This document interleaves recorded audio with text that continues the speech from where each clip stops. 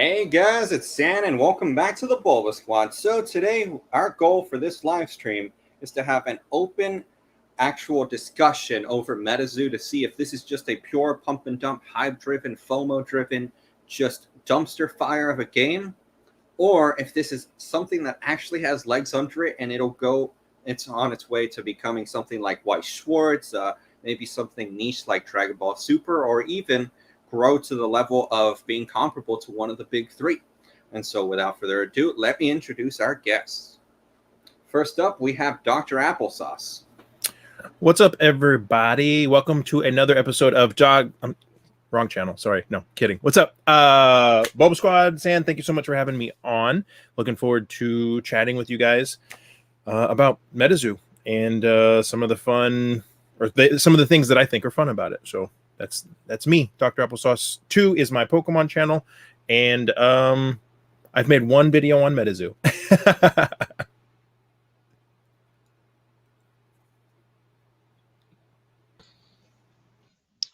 Whoa. You guys know me, Mason, Cardinal Gaming. How we doing, guys? It's just me and the cats hanging out. Yeah, you're going to see them entertaining, probably more entertaining than me. So, yeah, excited to talk about Metazoo. I'm getting to talk to Doc and Basic for the first time, so this is cool. Happy to be here. Let's talk Metazoo.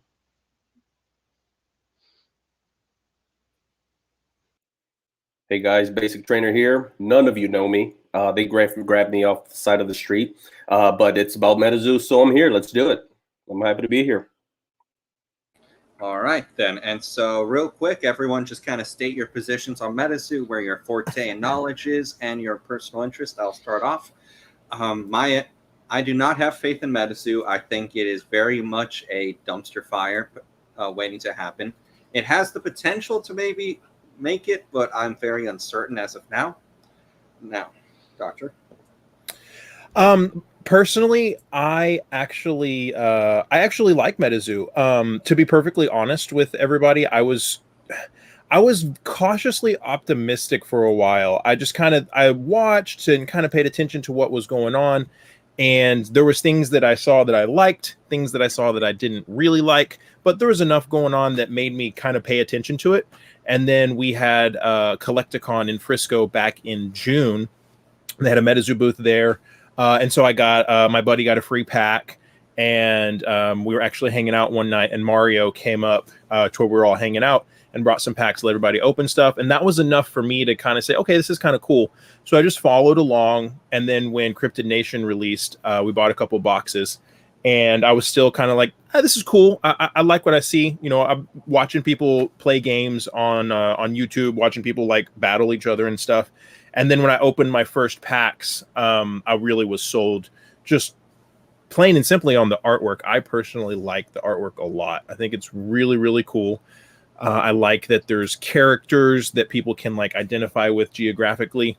And I've built a deck, and I believe, I haven't played yet, but I've built the deck, and as somebody who plays Pokemon and plays Pokemon trading card game online, I see that there's a lot of work. That seems to me there's been a lot of work put into actually building a game that can work. And a lot of the fourth wall stuff is kitschy and weird, but I didn't realize it until I started building my own decks that a lot of that fourth wall stuff can basically be replaced with what's called a Terra card. And you essentially use a Terra card, and then you get your fourth wall effect without actually having it have to rain or something. So that's kind of my position on it. I enjoy what I've done so far. But obviously there are things that I'm paying attention to that I like, and things that I'm paying attention to that I don't like. And so we'll just see where everything goes. All right, Mason. Yeah, so if people don't know, I own a game store. I do own an LGS, and I'm mostly known for my channel for talking about Pokemon and things. I did do a live box opening of a Kickstarter box that was sent to me by Metazoo. I did open that on stream, so I've talked about Metazoo a little bit. And then I talked about the little rough release of the base first edition of the game of Cryptid Nation. So yeah, I've talked talked about it a little bit. I was not so hype on it before now, but once you see all the products together and the spell books and the theme decks and all that stuff together, the watercolor art and just the kind of the flavor that they're going for, it really fleshes itself out and it really is a unique product that looks really good. Like I said, the art. A lot of people didn't like the art at first. I didn't like the art at first, but I'm a big. I enjoy the way it looks together because it's very cohesive, and the theming is very nice. And I think if they stick with that, they're going to see probably a lot of fans of it because it is very divisive and stuff like that. But I really do think that once the brand gets fleshed out and they kind of stick with it, and you have all these different beasties, as I call them, all together and in these arts in the same kind of art form, you're able to see its unique branding and flavor show itself. And as they advance through other products and getting into like comic books and all that kind of extra stuff that goes with it, I think you're going to see the product line really flesh out and look really unique and really cool, as opposed to all the other like CG, futuristic kind of the way that games are moving now. So I don't know. It's nostalgic and very refreshing at the same time. It's an interesting look at it once you see it all together. So interested to see where it's going to go with Nightfall and beyond. All right, and lastly, Basic Trainer. Yeah, so I'm purely a collector, and to be honest, call me basic, but I only collect Pokemon, or maybe before June, I only collected Pokemon. And anywhere from sealed vintage, slabs, a few raw cards, but I'm not a big binder guy. But same kind of story like Dr. Applesauce, the Collecticon. I knew I knew Metazoo. Metazoo was out and about. It was, everyone was talking about it. Even though I'm not a Magic the Gathering guy or anything, but I gotta subscribe to Alpha Investments. He's just so awesome, and so I would hear him. That's where I heard it first, Metazoo. And so I go to Collecticon, and boom, there's this booth. I was not even aware that they were going to be there. So I go over. That's where I met Mario, a good friend of mine now. Mario's awesome. I call Metazoo Mario, and he handed me a pack and I think one of those promo business cards, and I just genuinely asked him, like, hey, what's this all about? This is the first time me seeing it live. Can you tell me a little bit about it? And he's giving me a little bit of a rundown. And okay, so after about 15 minutes, 20 minutes talking to him, a few words with Mike Waddell, he was very inviting. I just kind of went about my way. And later on that night, met up with Mario, or I should say Mario went up to the bar. He didn't have any drinks. And, I invited him over, like, hey, are you the Metazoo guy? Yeah, come over, have a seat.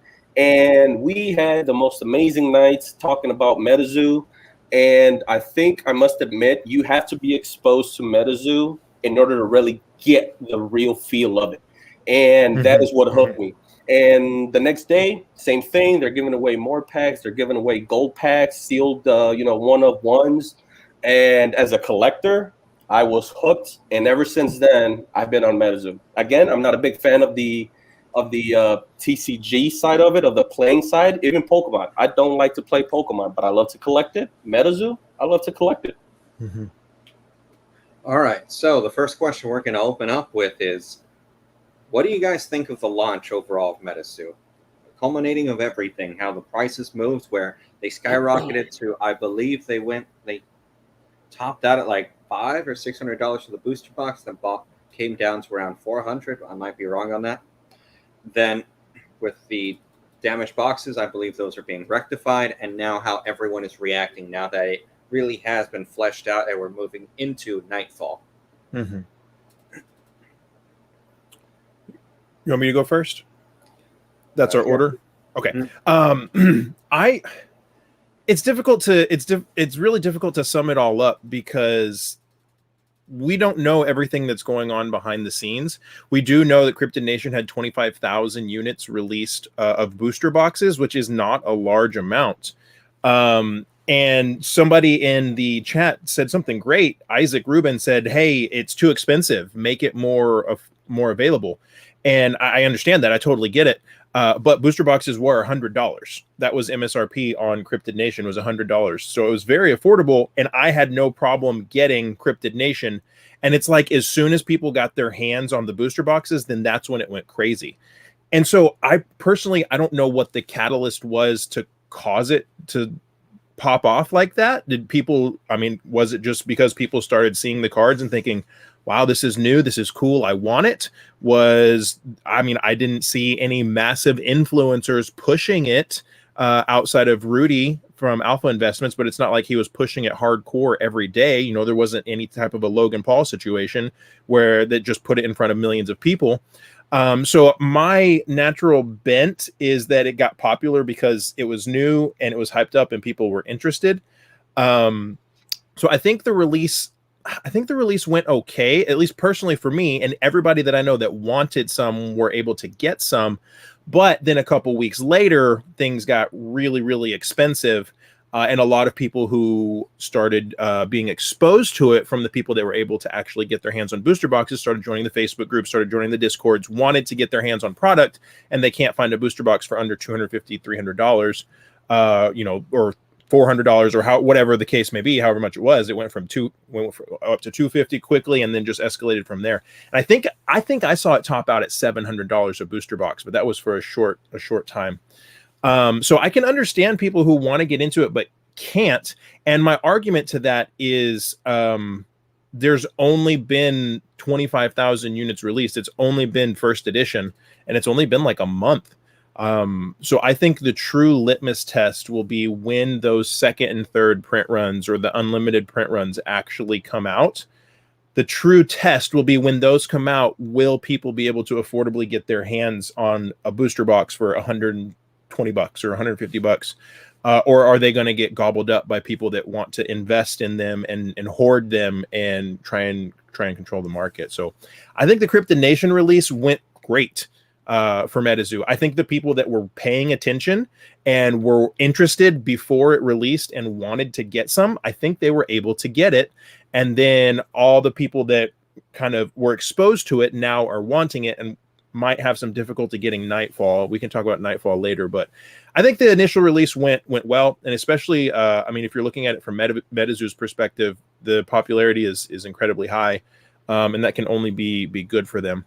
That doesn't mean there's not stuff that I see that I disagree with, but I think the market naturally setting a price is, whether I like it or not, it's the right thing.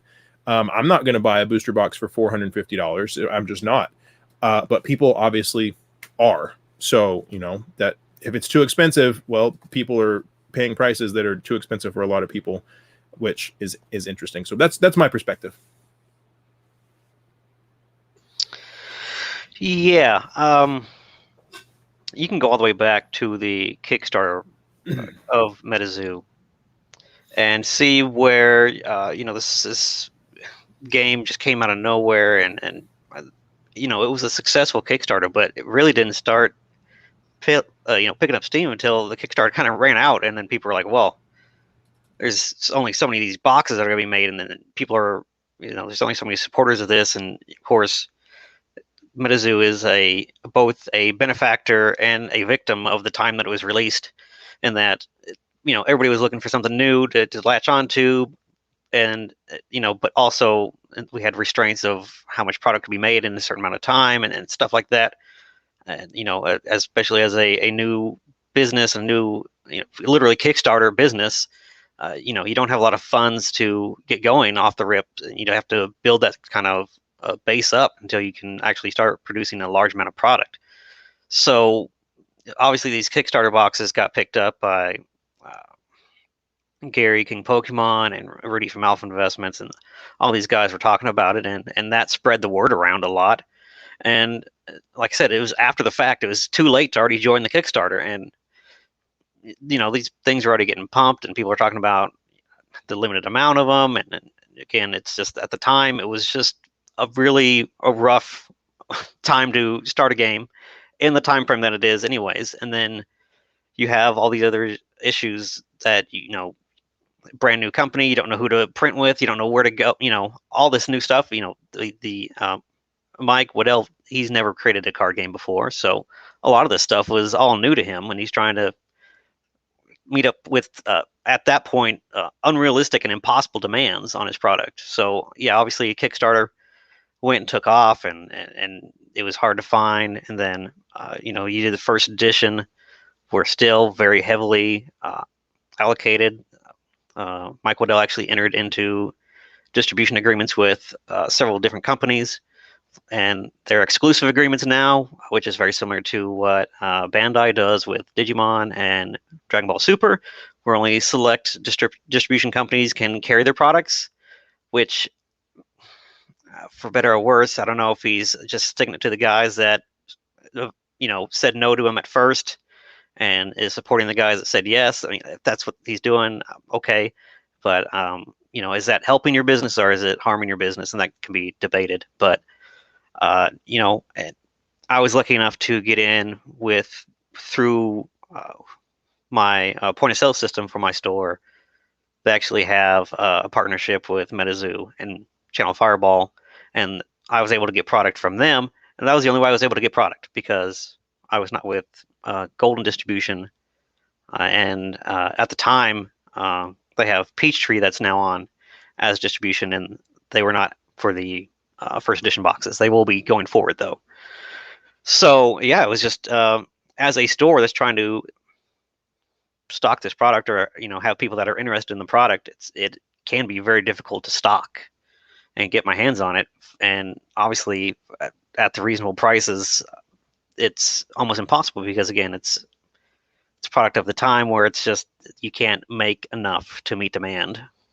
And was rough in the sense that I could ask for 10 times, 20 times the amount of product that I got, and I would probably still sell it all very easily. And unfortunately, that's just the print run and how it went. You couple that with on top of with the first edition boxes were coming damaged, and all the other spell books and other items came damaged. And so that kind of ruins the collectability aspect of it.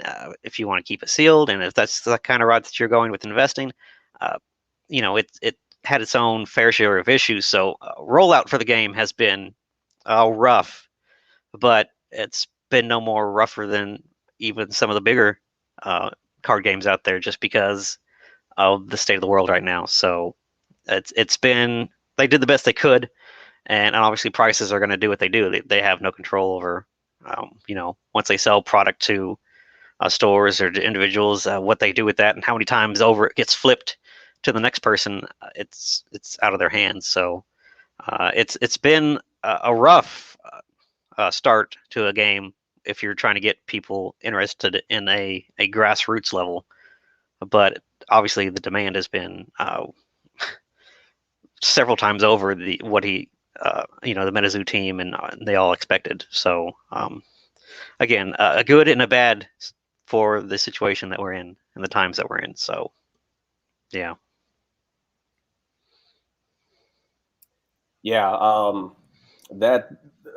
this has definitely been a hot topic, right? As far as how they got started and the limited, print runs, it's artificially, limited. Well, it's like anything else. Put yourself in a position where you're going to start something up, and I don't care how confident you are, there's risk, especially when you're paying it out of pocket, right?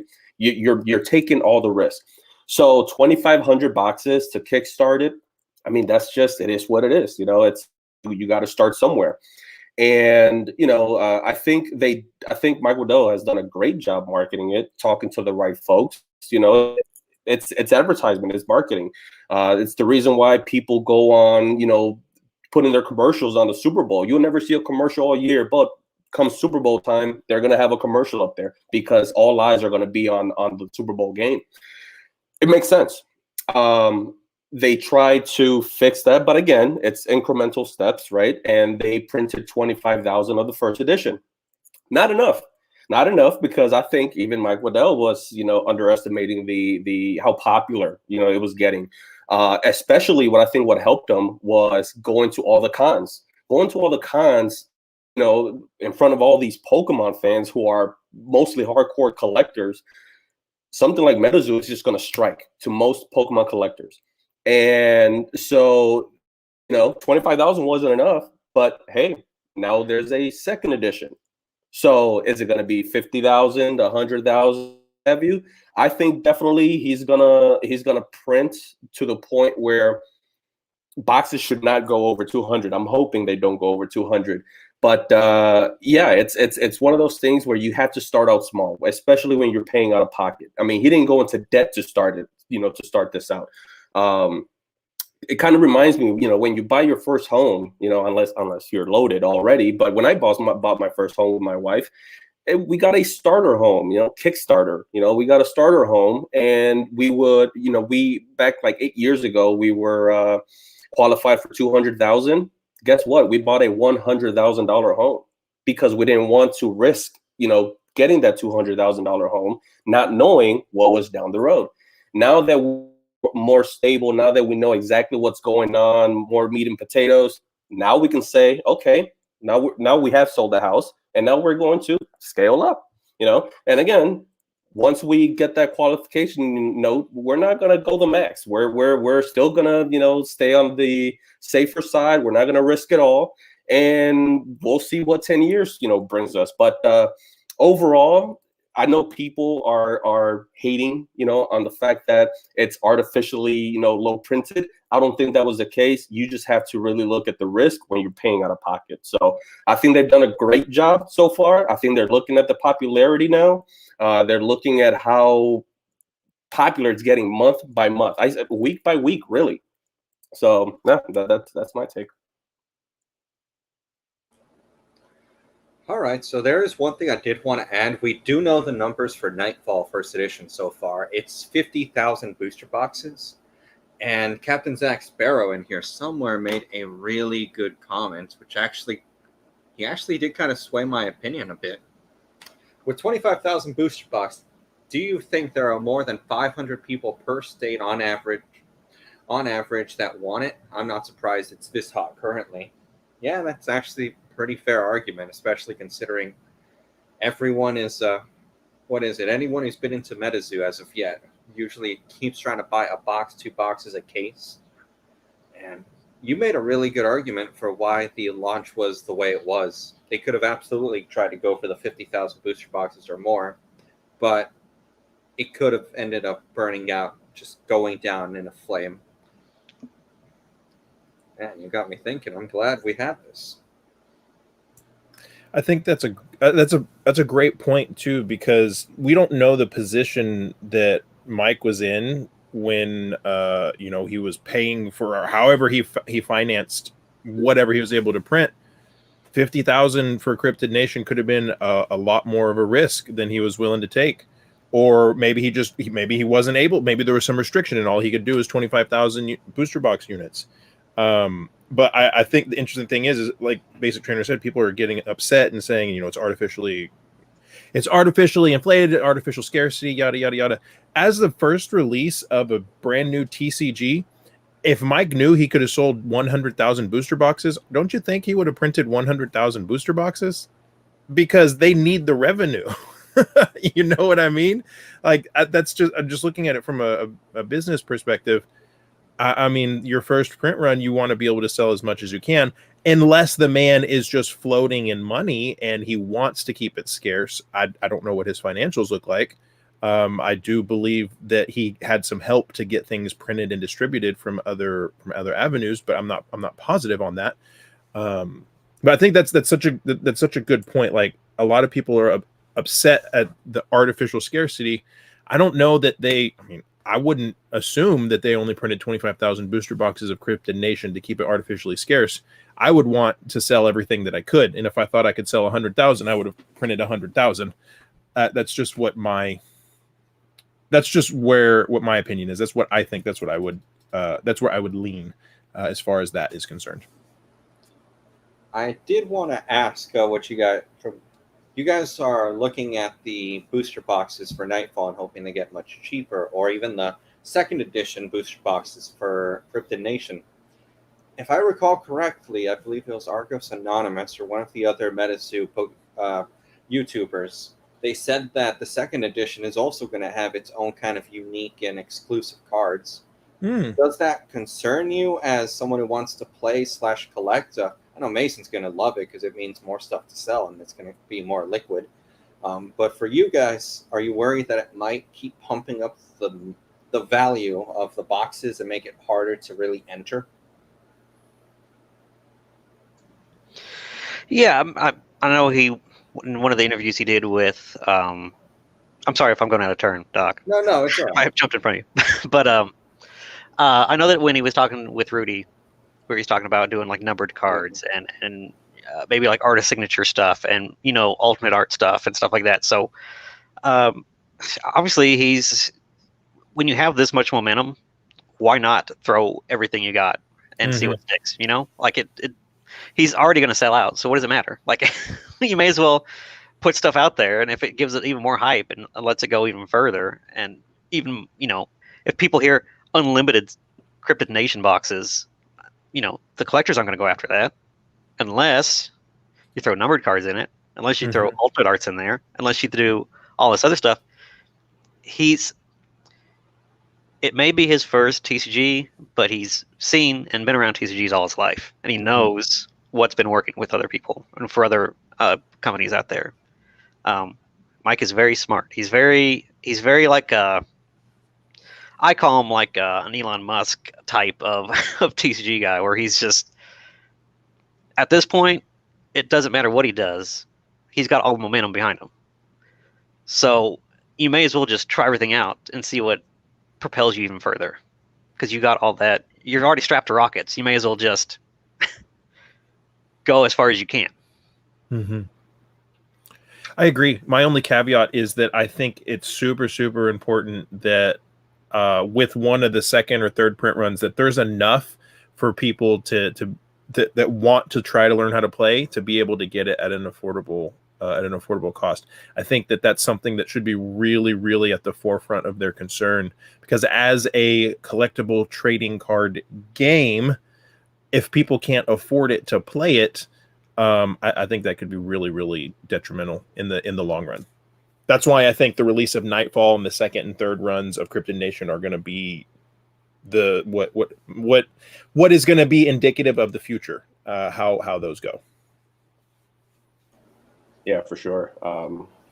Elon Musk reference. I mean, I was just having a conversation with Mario the other day, and I said he reminds me of Elon Musk.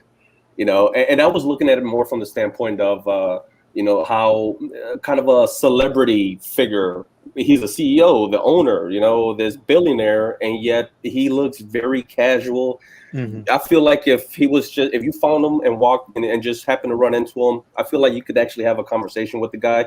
That's definitely Mike Waddell. I think 3 times that I've already, walked up to the booth and different cons.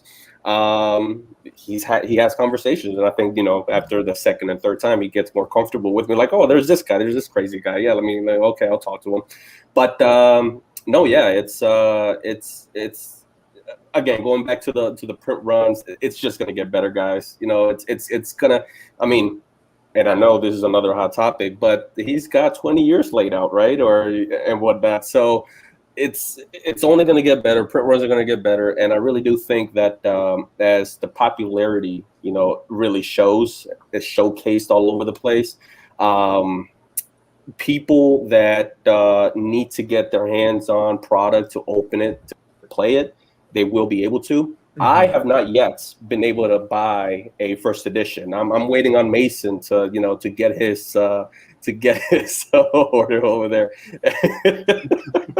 And but yeah, today I have not bought a first edition box. I think I had a shot at 159 from Channel Fireball, but I'm do not spend a penny above MSRP on anything. And so 159 was just nope, I'm not doing it. And obviously, I was a sucker because I should have. There were only 2 left at 159. This one's on that was on National, the National in Chicago. I went to the National in Chicago, and they were 159, and I didn't pull the trigger because I'm the no above MSRP, and I should have. I was going to keep one sealed because I'm a collector, but I genuinely want to open it, but not at $400 or $500. Yeah. That's really what sold me, is getting to open. This is the first Metazoo product I opened, was an event release deck. And I bought it specifically because we wanted something to open, but we weren't sure about opening our booster box that we had. And we opened it. We had so much fun that we came into my studio and set up and did a live stream and opened our two of our booster boxes. So that's what it really was for me, is opening the packs and opening the cards. And it's hard to explain. It's different than Pokemon. I love Pokemon. Like, I'm sitting here, you guys can't see it, but I've just got my bulk laid out everywhere that I need to process, and then Metazoo stuff, and one of these right here that I know everybody's going crazy about that I've been too scared to open. But opening the packs was what was so fun. It's different than Pokemon. The art was so cool, and the watercolor, the kitschy, I don't know, it made me feel like a kid. I really appreciated the art. So I agree with you, Basic Trainer. The opening of the cards, I would encourage you, man, just to troll like the Facebook groups. You can find some good deals, bro. You can find packs. You can find first edition packs for $10. Okay, it's $5 over MSRP. Well, here's the thing.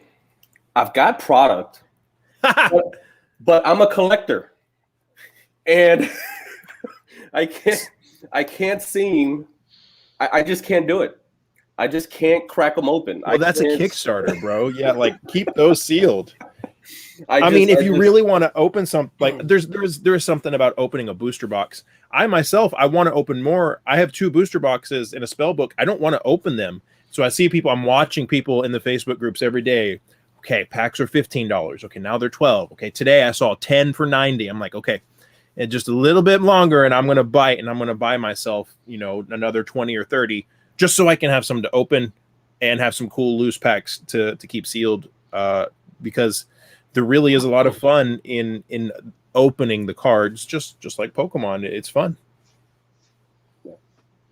Basic, you only need 1 pack card of each one. So if you really wanted to crack, you can crack all the extra pack cards you got. Let's be real. Listen, man, I got a problem. I don't know what it is. I got these packs, and I thought, okay, boom, right? I'm not going to open the booster packs. I'm not stupid.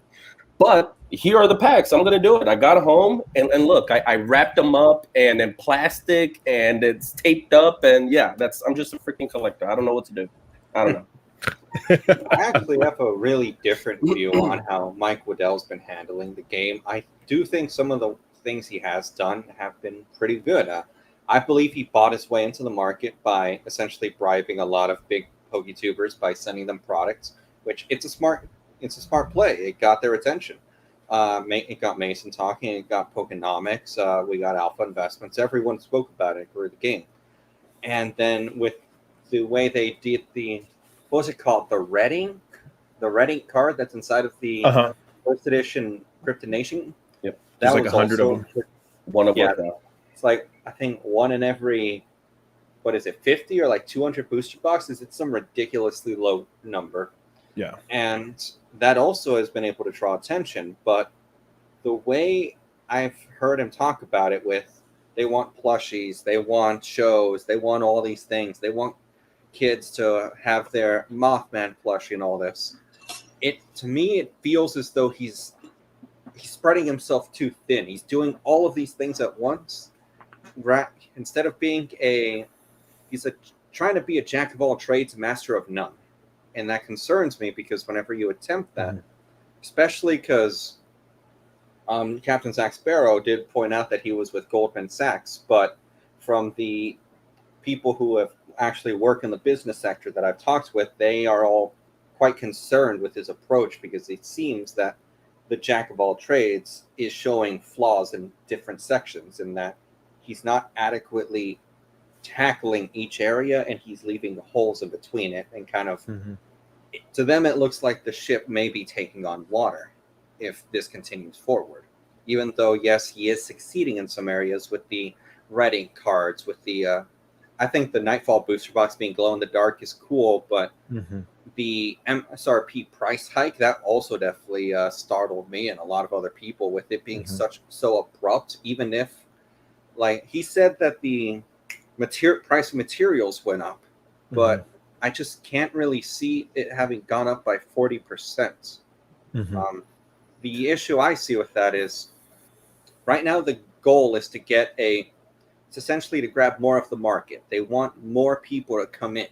So the goal would be, at least in my eyes, try to sell and get it close to breaking even or make more than that, to diversify, to get them product out there to more hands versus less people. Because right now they have not as many people interested in the game, but the ones that are, especially in the Reddit and the Discords, the players, they are very much really into it. And jacking up that price, exactly like a Basic Trainer here, and you can correct me if I'm wrong, Basic Trainer, your mind, MSRP for the booster box is $100, not $144, correct? Like, that's just what you're expecting.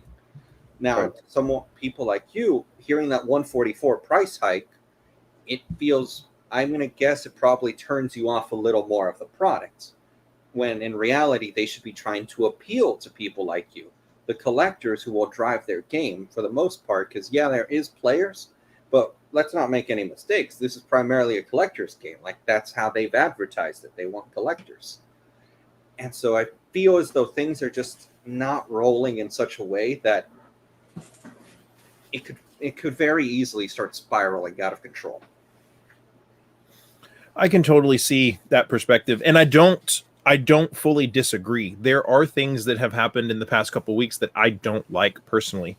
And I'm in the Discord as Dr. Applesauce, and I'm happy to let my opinions be known. And I'm not rude. I'm cordial and try to be helpful. And I haven't been kicked yet. I'm not mean to anybody, but I see some of the things that you're saying, BulbaSquad, and I do agree to an extent. And so I guess I'm just kind of hoping that it's growing pains. And I'm in a position where, this is just being completely frank, so this isn't meant to be offensive to anybody or anything. I like the cards. If the TCG fails, it's no skin off my back. I mean, that sucks. Like, it's cool. I'd like to see it have a long life. I'd like to be able to collect and do things within the future. But if it fails, I'm like invested like $400 into it with a couple booster boxes and a couple products. I'm not superly leveraged. If I would have bought, 1,000 booster boxes or something, or 100 booster boxes, it'd be a different story. But I do see some of the things that you're referencing. I have one point, and then I wanted to circle onto one thing that you said about the MSRP price hike. So I don't know the cost of the changes, but that there was threefold reason that we were told was because the cost of the materials to print the cards, they were using a better stock, that cost went up. They were doing a newer, more complex hollow foil. The hollow foil will have instead of just being sparkly and ghost-like. Let's see, do I have a hollow? I have a hollow right here. Instead of the hollow foil just being this kind of speckled thing, it'll actually have either skulls. Here, I'll put that back up. So instead of the in Nightfall, instead of the hollow foil just being kind of this star sparkly, it'll have get in front of my face. It'll have skulls in the hollow foil, or cobwebs, or little ghosts, or things like that to go along with like the Nightfall theme. So that was one reason that they said the price went up. And then making the booster boxes glow in the dark. So I don't know that those three things are a 40% increase, but I mean, it might be a 20% increase. But yeah, they did jump up to 144. So that was one thing that I noticed. And then I forgot what my other point was. It just slipped my mind. Oh, the demand of Nightfall. So talk about something that happened that I'm not fully understanding and don't fully agree with. So the person that I bought my boxes from is a friend who owns a store. I'm gonna keep his name anonymous. And he was doing, gonna do stuff for Nightfall.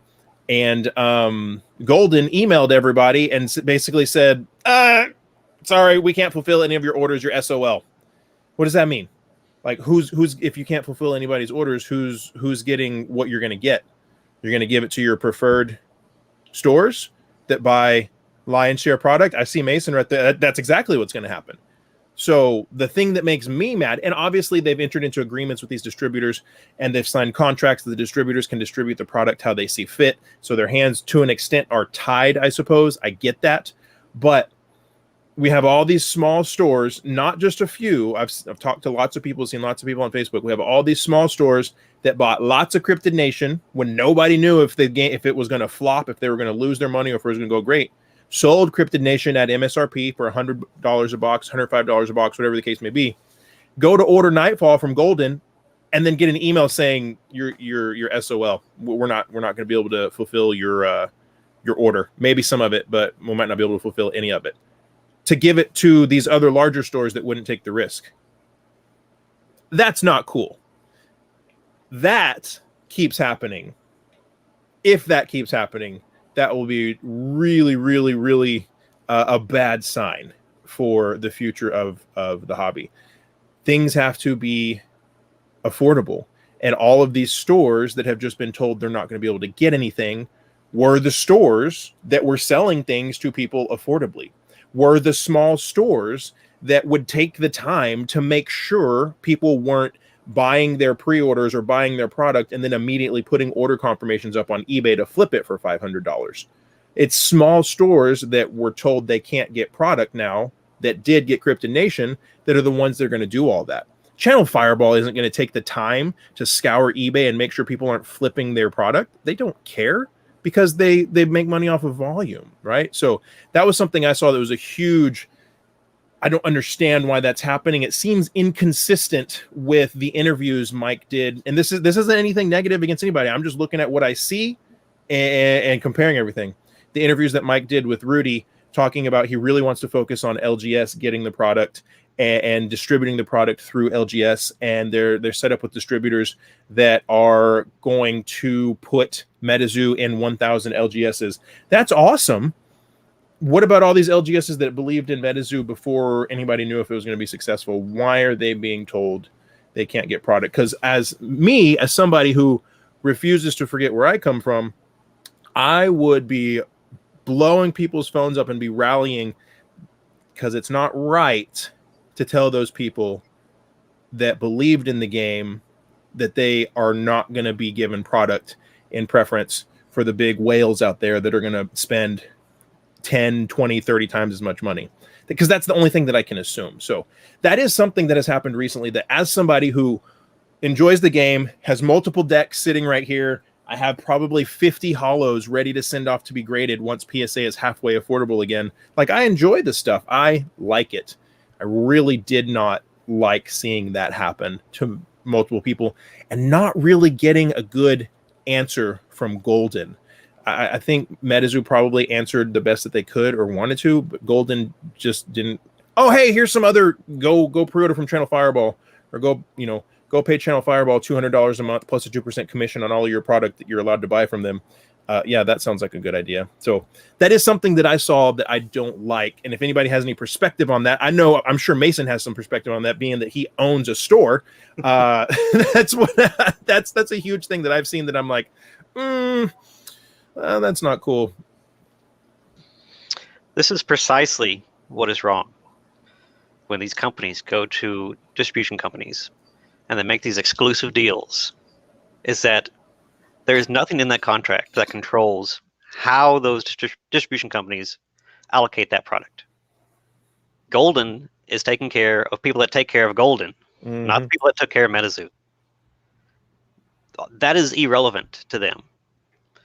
And you're seeing these same things that play out when Magic is hype, and then when Pokemon's hype. The biggest accounts get the biggest shares because they buy the most from Golden. That's just the way it is. And there's not a way for Metazoo to control that. If they wanted to do like a first party shipment thing where maybe if they had stores sign up and say, hey, I'm going to be a Play Store, okay, you get allocated this much product right off the bat for this amount of price, but you can't sell it for more than whatever, or else you lose it. That's an option. That's something that they could look into and doing. Wizards did that for a long time. Pokemon did that for a time as well, where if you were a Play Store, you got to buy directly from Wizards for way cheaper than other distribution was for anyways. So that's an option for if you want to control that kind of stuff right now. But again, with these companies, they make these exclusive deals. It gives all the power to the distribution companies, and it leaves nothing for the little guys out there that want to get product. And again, we see the same thing with Pokemon and Magic and all this stuff. So as far as the booster boxes going up in price, it's sure if you're putting money back into the product, obviously this was not a cash grab from Mike. Obviously he's going to put this money back into the company. So you have this price hike for these boxes, and yeah, if it goes towards better product in the end, but you got to remember he's trying to work with, he's trying to build his brand, he's trying to build his company. He's got to hire teams, he's got to do marketing, he's got all this stuff that he's got to afford, and that comes with the more expense of the product, unfortunately. That's just where, as you build a more premium brand, you have to have this premium departments and things that to work with all this stuff. If you grow and you don't scale your workforce accordingly, that's when things start to fall apart. So you got to make these marketing deals, and you got to reach out to these companies. You got to work with Mattel, and I forgot who else he said he was working with. I've already forgot. But he's got like a shoe company that makes shoes for him. You know, he's got the little pants that look like the Night Walkers, or they're like the sleepy pajamas and stuff like that.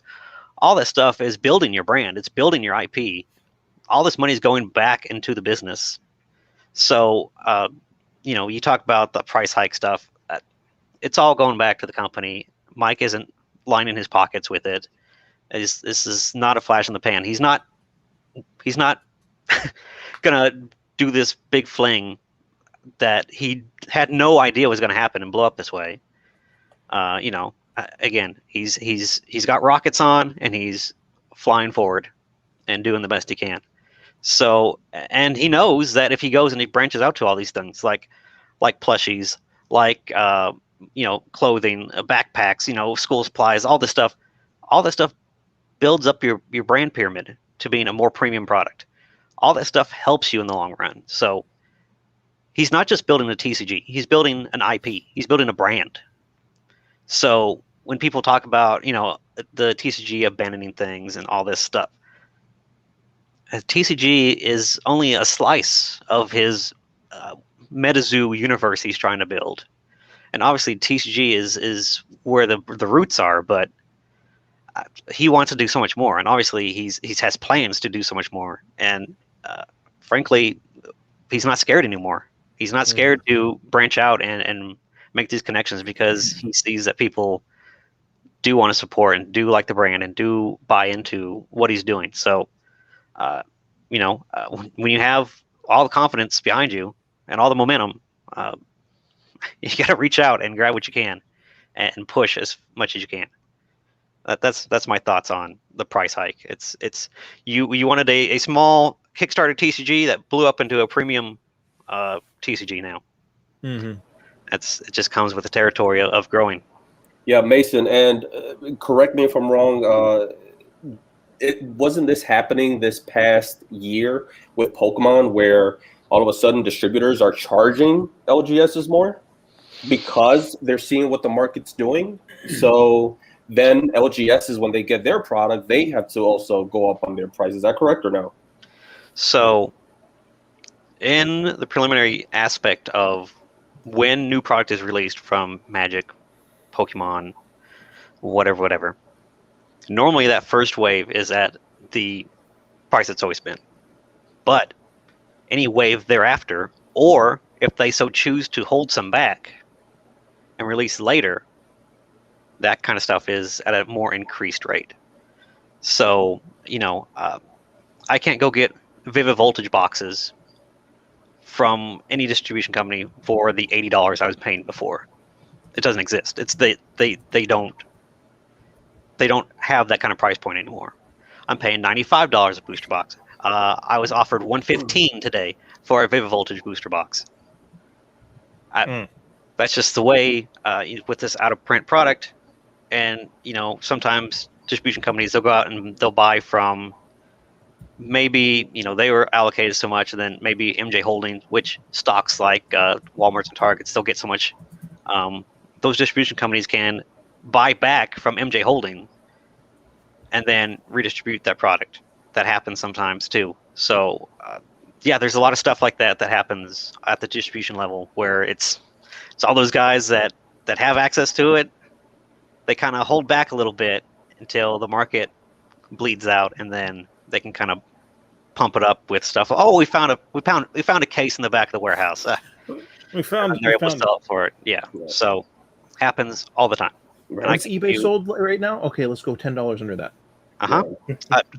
I literally got an email today from Southern Hobby with all these like Pokemon booster boxes that are like being sold at like $2,000 to two stores, and it's just like, who's going to buy that? Yeah. First of all, because I can't sell that at any sort of markup, and they got slashes out now that the prices are dropping. Now that they slashed all the prices, and they might potentially lose money on this deal that they bought all this tons of product for. I don't know, but it's an interesting strategy that they're doing right now with raising prices at a distribution level. Yeah, and going back to that point of raising prices, at the end of the day, if that $149, I believe, is the new MSRP, Basic Trainer has to make a decision, right? And if that's truly, genuinely the new MSRP, then it is what it is, and I'm okay with that. And going back to the justification of that price increase, materials and whatnot, Dr. Applesauce, you hit it right in the head. They're changing, the layout of the car, the holographic, the stock, and Mario, if he's still in the chat, for sure, he's talked to me about that they're changing all these things and they're making it better. And look, if for anyone that's opened modern Pokemon, you can tell that those cards, they're very flimsy. They're very thin. I don't like them for that. Honestly, that's a big turnoff for me, because of how I've opened vintage. I have vintage. I can feel it. And when I feel a modern card, they just feel so cheap. So when you're opening Metazoo and going back to the Kickstarter, you can tell the big difference. And as they're going and progressing in their prints, again, Mario has talked about this. Oh man, it's going to get even better. And I mean, I don't know what the prices for that stock is, the holographic, foiling and whatnot, but I can tell there's a very big difference in the quality between Metazoo right now and Pokemon. And right now, quality-wise, Metazoo's winning.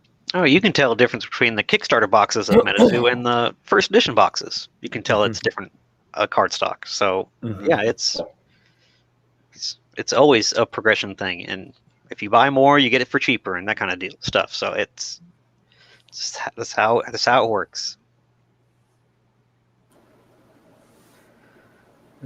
What else you got there, Sam? What are you thinking? What are you contemplating over there?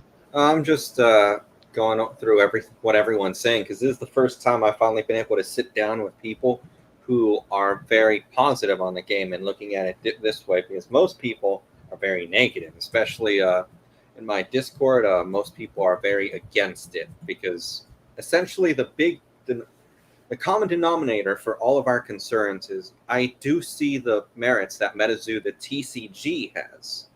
I like the card stock. I don't like the packs as much. They are nice, but I'm gonna be honest, they're a little difficult to open.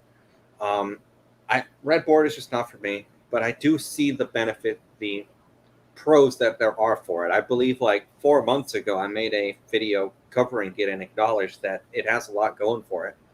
The big wild card that just always turns me off is Waddell, because again, it's just an unknown and how they'll behave. Like, does everyone remember what happened with Force of Will and how they acted? And part of the concern that everyone has, and I would love to be able to sit down and talk with them one day, is right now the Mike Waddell has a lot of negative PR in the way people have interacted with his IP/hit. Maybe it's not him, maybe it's people using the Metazoo account or the moderators in his Discord, but everyone has very negative views on Metazoo and how they behave, almost cultish. If you've been in the Discord or even talked with them, they get extremely upset if you criticize Metazoo at all. And one of the biggest criticisms of Waddell is he almost seems to take criticisms of his TCG personally. And a lot of the places that he's gone have been very much so to only do, I'd say, almost embellish the game versus going to a place that, let's say, I guess kind of like mine, where I'm more on the fence. I'm willing to more leaning towards negativity on it, but I can see the merit to try and alleviate those concerns. What do you guys think overall about, how would I say it? Essentially, people, I don't know how to phrase it. Essentially, what do you guys think on how they handle their image? Because in my eyes, I think the image of Metazoo has been very lacking in, this is a TCG, we're pushing it as a TCG. Instead, it feels as though it's a cult, and they're not that great at PR other than buying their way into the market, if you get what I'm saying. I'm trying to really just bring up the negatives because that's what I want to discuss actively with people here, so that we can have a good discussion on it versus anywhere else it'll be lopsided one way or the other.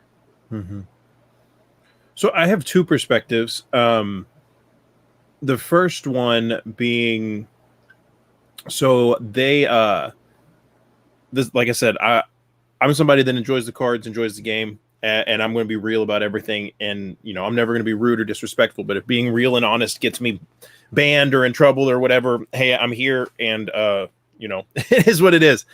I actually was banned from their Instagram page.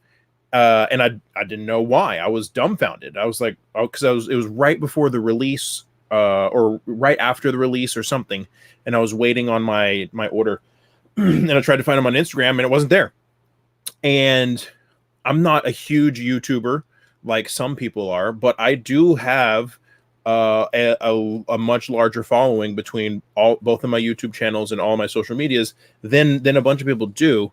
And so I started asking, I know a bunch of store owners and stuff. I started asking around. I was like, hey, did the Instagram get disbanded or something? No, it's still there. It's still there. Everything's still good.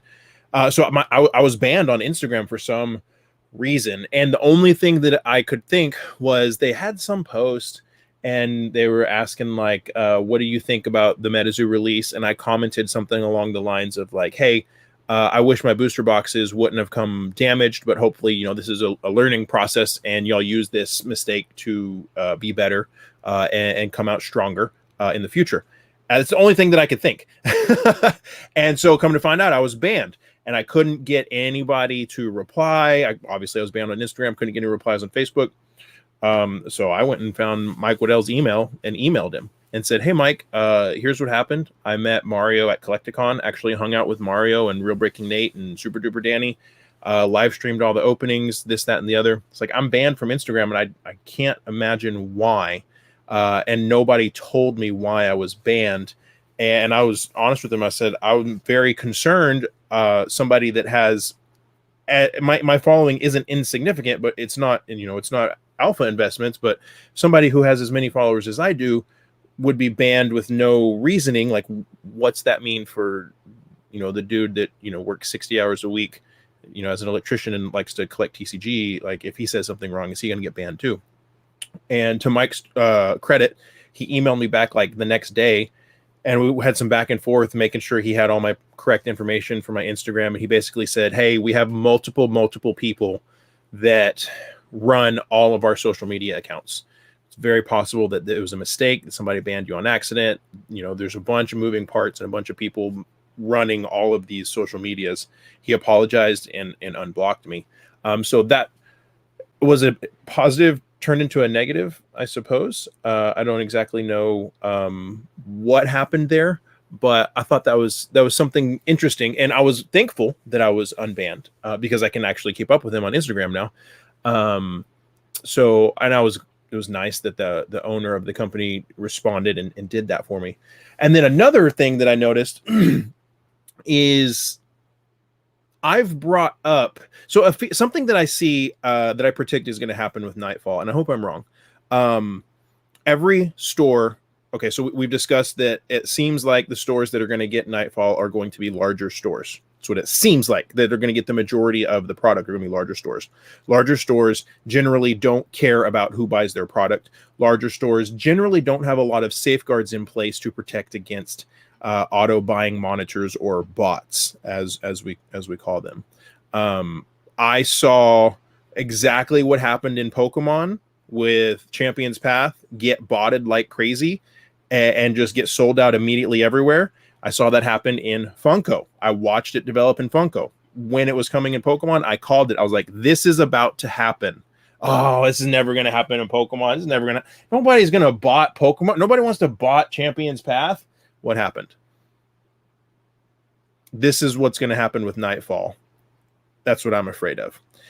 And I'm trying to tell people about that in the Discord, and nobody could wrap their heads around why would somebody want to buy up all the inventory of a Nightfall release? Well, when Krypton Nation was selling for $500 a box and it cost $100 to get, that's 5x on your money. These people that do this professionally are paying attention. They are watching. It's going to happen. So those are my 2 points. Man. I'm calling it right now. I'm officially calling and predicting that that's going to happen if large stores get the majority of the Nightfall product. I'm gonna have to make a community post whenever you're right. I honestly think you're absolutely right. From that rationale, it makes sense. And considering you come from the Funko world, and I know they have their own little market, and you've seen it. Yeah, I could absolutely see that happening. Mm-hmm. And I do think Nightfall is going to sell well, but I am worried it's going to end up in the wrong hands. Mm-hmm. It's going to happen. It's just a matter of my passion of allowing LCSs and smaller shops that care, that want to get it in the hands of collectors. It's going to hinge on letting a lot of them get it, or letting the big players that want to cash in on the opportunity, the big stores, get it. Because I've seen it happen with Funko. The distributors, Funko gives precedence to the big stores. The big stores that spend the most, they get their orders first. They get their allocations first. What happens with Pokemon? The big distributors of Pokemon give the premium pricing and the best allocations to the largest stores. I mean, when things line up in exactly the way you've seen them play out before in a different TCG in a completely different collectible marketplace, these folks that are running these monitors, they don't care if it's masks, they don't care if it's Funko, they don't care if it's basketballs, they don't care if it's water bottles or Pokemon cards or Metazoo. If there's money, that's what it's about, because that's what they're in the business of doing, is buying and reselling. I think if I might skip the line here. Yeah, so the way they've handled things, right? It depends on who you ask. So if you're asking basic, well, I have a pretty thick skin, and I got to say, I look past all of that. I look past all the controversies that happen in all the hobbies. Pokemon have had their fair share of them, and I look past it. I like the hobby. All I care is about the hobby, the cards, the collectibles. That's all I care about, right? Now, from a business standpoint, for sure, they could have done a lot more PR-wise. They could have done a lot better. The whole banning thing, banning, folks from, Discords. I have been on some of these Discords. I don't jump in. I just kind of read. I just kind of gauge. And man, some of this stuff is just so negative. I don't mind you having a debate and having the opposition point of view, but to just be negative, it's just like, it doesn't do it for me, right? You just, so when I want to jump in a Discord, in a chat, and talk about the hobby, I don't want the negative bashing. I could take the negative, but not bashing, right? That's totally different. And so from that standpoint, I get it.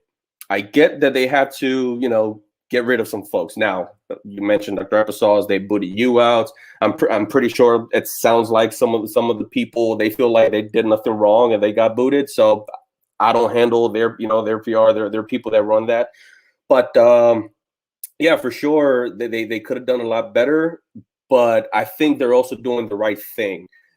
Perfect world, you have two versions, right? You have the all in, everyone's in, and you can say whatever you want, and then you have another, chat where it's just no, let's just not keep it positive, because I'm also not a fan of just positivity, everything. But it's not bashing. It's not in a bashing manner. It's to the point where it's like I don't even jump into those chats. So I think it's good. I think it's bad, but I think it's good as well. So yeah, that's my stand. That's my stand on that. Again, depends on who you ask. If you ask me, I have no problem with it.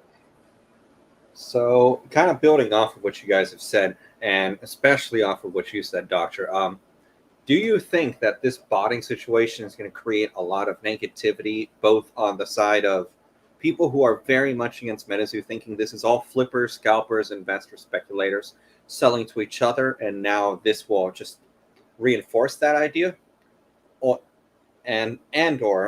the collectors and players who are actually participating in it, a certain amount of negativity is going to come out of them as they see all of these boxes automatically start disappearing, getting botted, flipped, ending up in the hands of investor speculators. So do you guys believe that'll happen? And if so, how do you have faith in that they'll be able to navigate that minefield? Because that is absolutely a minefield. Even Pokemon had to make a public statement with Twitter saying we are getting more product out there because there was so much outrage during the late 2020, early 2021 era. And the ironic thing with Pokemon's response is everybody was so happy. Yeah, Pokemon's going to print to the moon. And then what happened? The worst freaking quality control, shenanigan, bullcrap, chilling pain. I'm never opening another pack of Chilling Rain again in my life is what happened. Oh yeah, Okay. Did you see that an Evolving Skies pack had Chilling Rain cards in it? Oh Lord. I have opened 7 Chilling Rain booster boxes to my detriment, and one of them had a secret rare. God. One. So I just, that's interesting.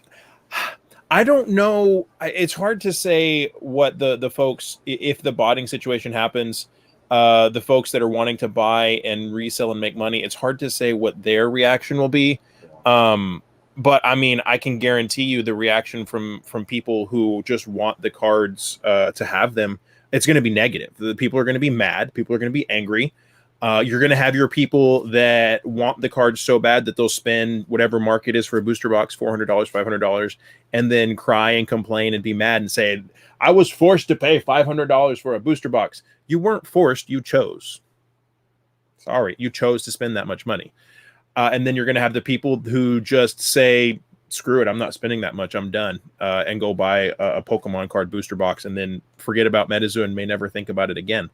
So if that actually happens, I do not think the foundation of this TCG is strong enough to weather the storm of a massive influx of people using auto purchasing monitors to gobble up everything and then turn around and sell it. Because what'll happen is they'll sell it to people that want to open it and buy it, and they'll sell it to people that are going to crack the packs on live streams and make their money back no matter what. So 100%, if that happens, I think that'll be hugely, hugely detrimental to Metazoo, because they don't have they have a solid foundation, but it is a small dedicated foundation. Right now, Metazoo is like an underground band. So growing up, there was this underground band I loved called Mindless Self-Indulgence. Small, underground, weird rock and roll style rap band. They weren't hugely popular, but with the people that loved them, we loved them. That's Metazoo right now.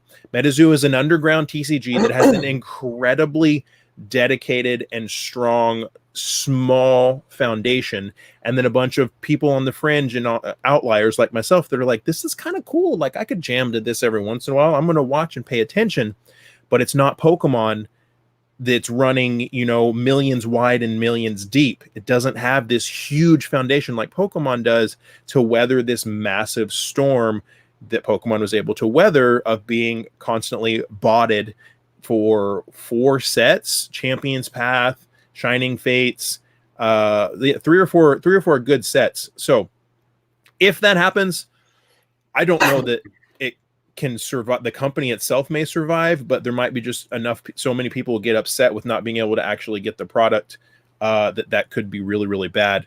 On the flip side, if they release the second print run of Cryptid Nation quickly enough after Nightfall, where if people can't get Nightfall, but everybody, can get the second print run of Cryptid Nation because they print 300,000 boxes or whatever. I don't know what they're going to do. That could save it. So that's my perspective. Metazoo doesn't have the foundation to weather a huge onslaught of resellers that their only drive is to buy products low and sell high because that's their job. They don't care what it is. And I'm not trying to paint them negatively. I'm trying to remove emotion from the explanation. There's people that their job is to buy stuff. There's another YouTuber on my main channel that I'm great friends with. His name's Clint. He's a wonderful dude, but that's his job, is to buy and sell. That's how he provides for his family. That's what his business is reselling and arbitrage. They'll buy it all up, flip it, and then if there's no more to buy after that, they'll move on to the next thing because there's always going to be something else. So that is my primary concern, more than the game's kind of weird to play or Metazoo sucks, which is what a lot of people say that have never even looked at a card because people are all wrapped up in their tribes of I'm only Pokemon or I'm only Digimon or I'm only Funko or I'm only this or that or whatever. I think that's the biggest looming threat to Metazoo is if it gets gobbled up by bots and monitors and resellers. But the caveat that could happen is that everybody refuses to pay those prices, and then the market does what the market should do and drives all the prices down, and everybody tries to pump and dump and just get out and make their money back, and we still get product for MSRP if people are willing to say no, I'm not going to pay that much and wait. That could happen. There's my soapbox. Hey, what's wrong with people that only collect 1 TCG or 2? Nothing. Doc, can I ping pong with you? Yeah. Okay. Which is worse to a beginning card game? That prices go out of control because there's so much demand, and that it's being either botted or large stores are controlling the market on it, or that there's so much product that it has no value. Yeah. And then there is no collector space for it, and there's no stores that want to buy into it because they can't sell it. Yeah, that's a really good point. I'd say the latter is worse, because if nobody's buying anything, then I mean you're dead in the water. You can't come. It's a lot harder to come back from that. So yeah, I do think the latter is worse, and I think it's a fine. It's a very delicate dance that has to be played. That I don't run the company. I don't own the distributors. I'm not a botter or a reseller. I'm a speculator watching, giving my comments that are sometimes right and sometimes wrong. But it's definitely it's definitely a precarious balance between those two.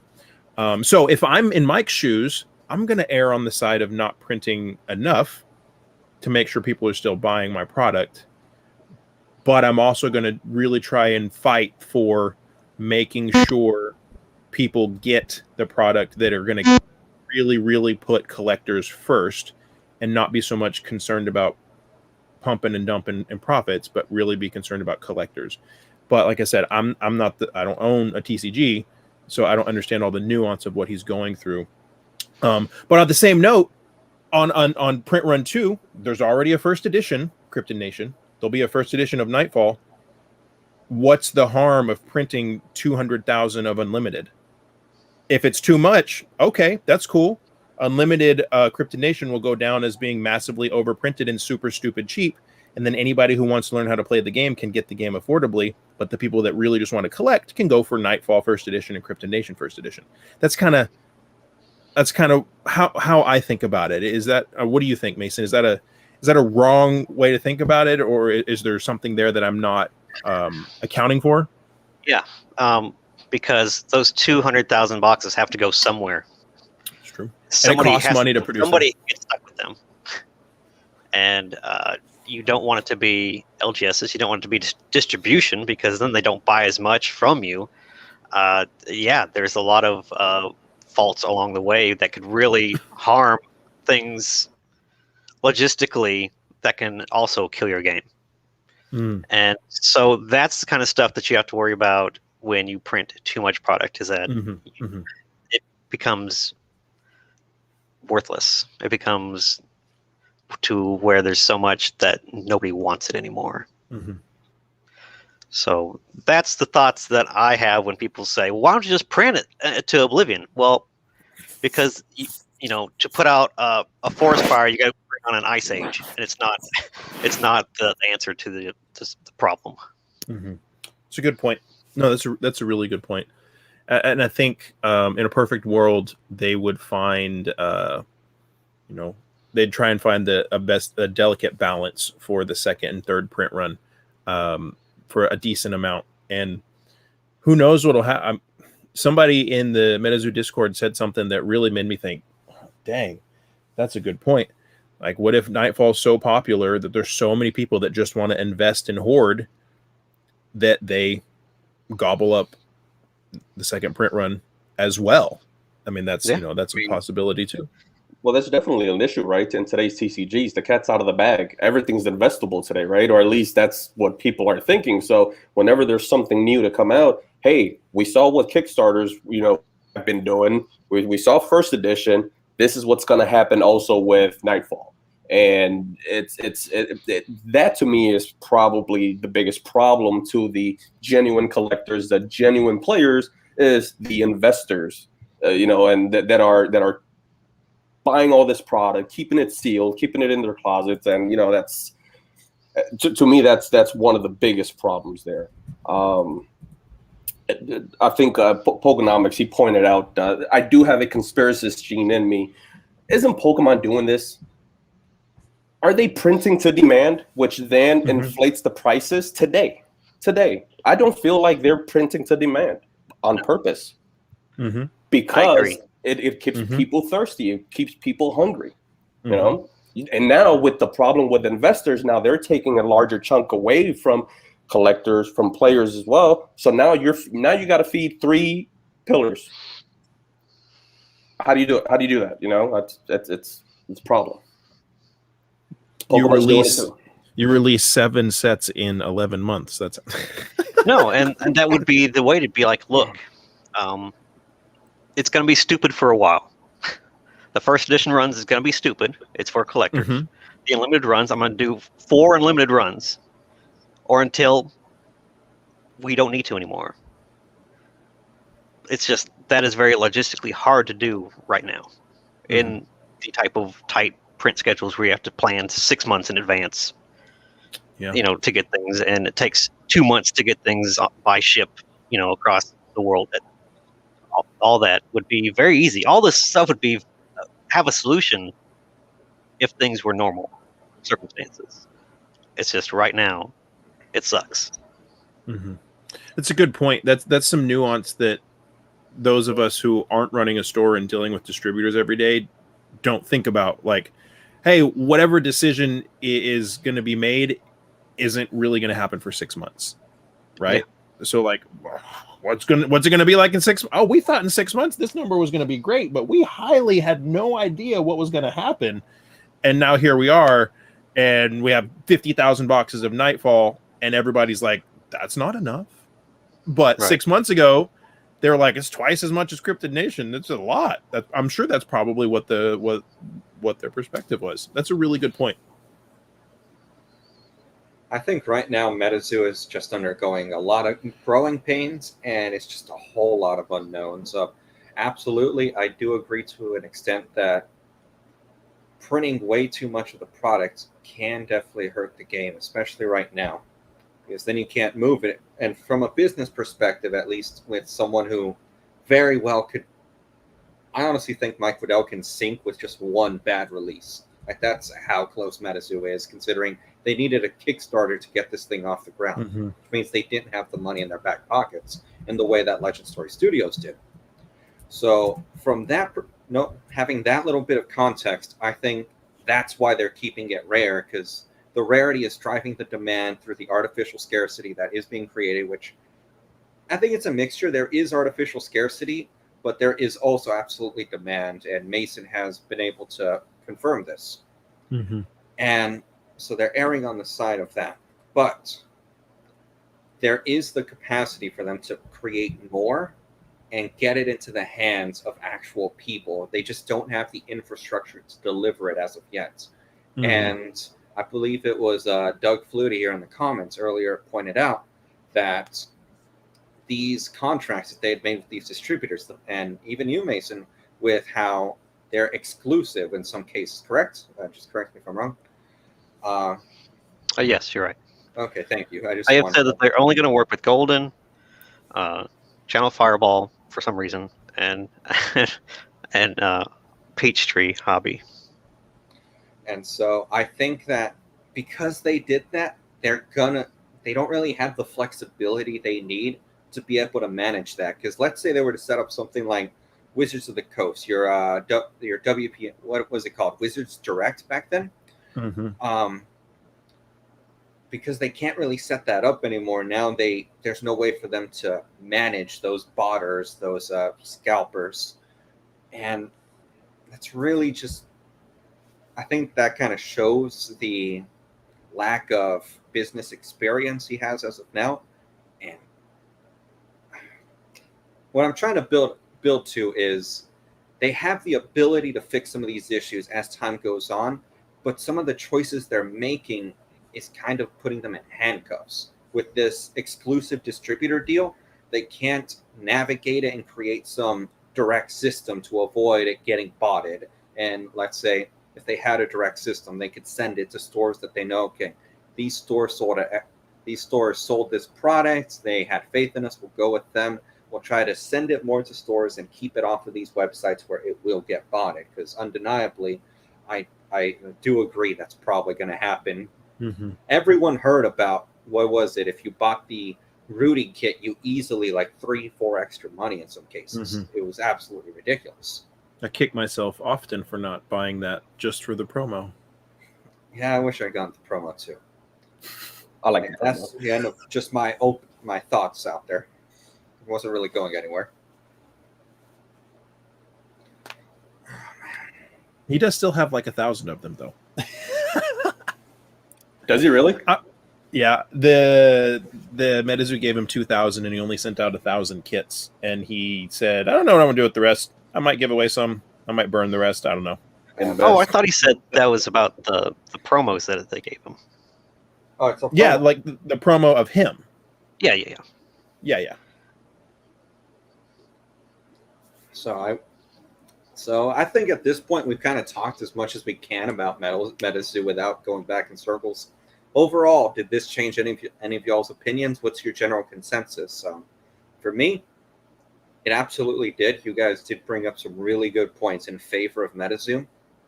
I have a little more faith in the game. Overall, I am still cautious because remember, at the end of the day, I am looking to profiteer off of Metazoo. Keep that in mind. I am a filthy animal who wants to make money off of this game. And what you guys pointed out, yeah, I do think this game has more legs under it than I thought. It has the potential, but now having the context that Mason provided with the exclusive deals, and you, Dr. Applesauce, pointing out how you believe it's going to end up with the botting situation, which could hurt both sides. And now that they're essentially under handcuffs, that they can't properly deal with it since distribution has to go through these channels. I think the game has a strong following that could give it life, but the business choices are what are hurting it at the moment. I wish I knew what the advantages were for these exclusive distribution agreements. Like, I don't know how any of that works. What was it that, something, the juice had to be worth the squeeze for them to make the decision in some aspect, like guarantee to sell all 50,000 unit or all, however many thousand units of Nightfall, and guaranteed to sell what the next 3 releases or something. I don't know what those exclusive distribution agreements are, but it must have been something that was good that ensured at least some semblance of a potential short-term future of their product selling for X amount of time. That's the only thing that I can think. So that's just a question. Is I wish I knew, what the benefits were for going that route, because there had to be something, as opposed to like a direct to LGS or a direct to consumer type of thing that they did for the first run. Yeah, I wish I knew too. I don't know how it works or what the benefit is, but yeah, I don't know. It probably is if we pick you up for X amount of time that you can only go through us, kind of thing. I'm sure that's probably what it is. And as with the brand new TCG, like, hey, okay, we're guaranteed to sell out of our next 4 releases with these agreements. I mean, that can be an incredibly attractive. If it was something like that, that can be an incredibly attractive agreement that gives you some capital and some legs to continue to build. So I get it. As much as I disagree with some of the stuff that's happening, I can get it. Like San said, my opinion is still pretty much the same. I'm enjoying it, but I'm with anything. I like to pay attention to the stuff that I spend my money on. And so I'm enjoying it, but I'm not going out and buying a bunch of booster boxes. When Cryptid Nation has been solid around like 400-ish for a while. If it dips below 300, I'm probably going to buy several more if it dips below 300, but it may not. So my opinion's still the same. I still, I like it. I'm excited for it. I'm still going to buy Nightfall as long as I can get my hands on it. I'm still going to play with one of my best friends, because going through my cards, and whether it's Pokemon or Metazoo or whatever it is, it's like a cathartic thing for me, like building a deck or organizing my cards or whatever. It's just like the world shuts off and I can kind of relax. And so that, for me, that's fun. So I'm still optimistic, but I think it's smart to pay attention to what's going on and to know all of these negative things that potentially could happen, or all of these good things that potentially could happen, if you plan on, holding on to product long term. I'm not the type of person that holds a ton of product, but like every set, I try and have 2 or 3 booster boxes of. I have 2 booster boxes of Cryptid Nation. I'm not trying to get super duper crazy rich, but as my income increases, I would love to start to have a case of every new Pokemon set to be able to sit back and forget, because I'm a content creator. And in 20 years, if it's stupid, expensive, and rare, well, hey, I go crack one and open it, and that'll be cool. That'll be views, or sell it and buy something else I want more, so that's my perspective on Metazoo still. Is I'm excited to go to Collecticon. I have all access passes, meaning I get to go in there a day early. And so I will actually get to hopefully go to the booth and talk to them when there's not 15,000 people there. And so actually get to talk to them. I'm going to take my deck. I'm looking forward to maybe building some relationship with them just to learn more. So I'm still kind of in the same place, but it was really cool hearing Mason's perspective, because he obviously has a lot more knowledge on some of the background stuff that can happen or is happening. So yeah, I'm excited about it. But I'm not like being irresponsible with my money and spending a ton on. I bought 3 booster boxes of Cryptid Nation, and I bought 6 booster boxes of Evolving Skies, if that gives you any indication of like where my head's at as far as Metazoo versus Pokemon. Dr. Applesauce, are we going to make a trade here for one of those first editions? Oh, shoot. What? I've got some slabs around here somewhere. Let's go. See, here's the thing. I'm looking at the first edition booster box like it's potentially a new vehicle in 10 or 20 years. So the potential gain of a booster box, I could pass up its current market value for the potential gain. Okay, so if we're talking future here, how many boxes do you think are alive right now? First edition only. And just to give you a little bit of insight for the Kickstarters, my insider told me that there's probably about 100 left of the non-alternating, 400 of the Kickstarter.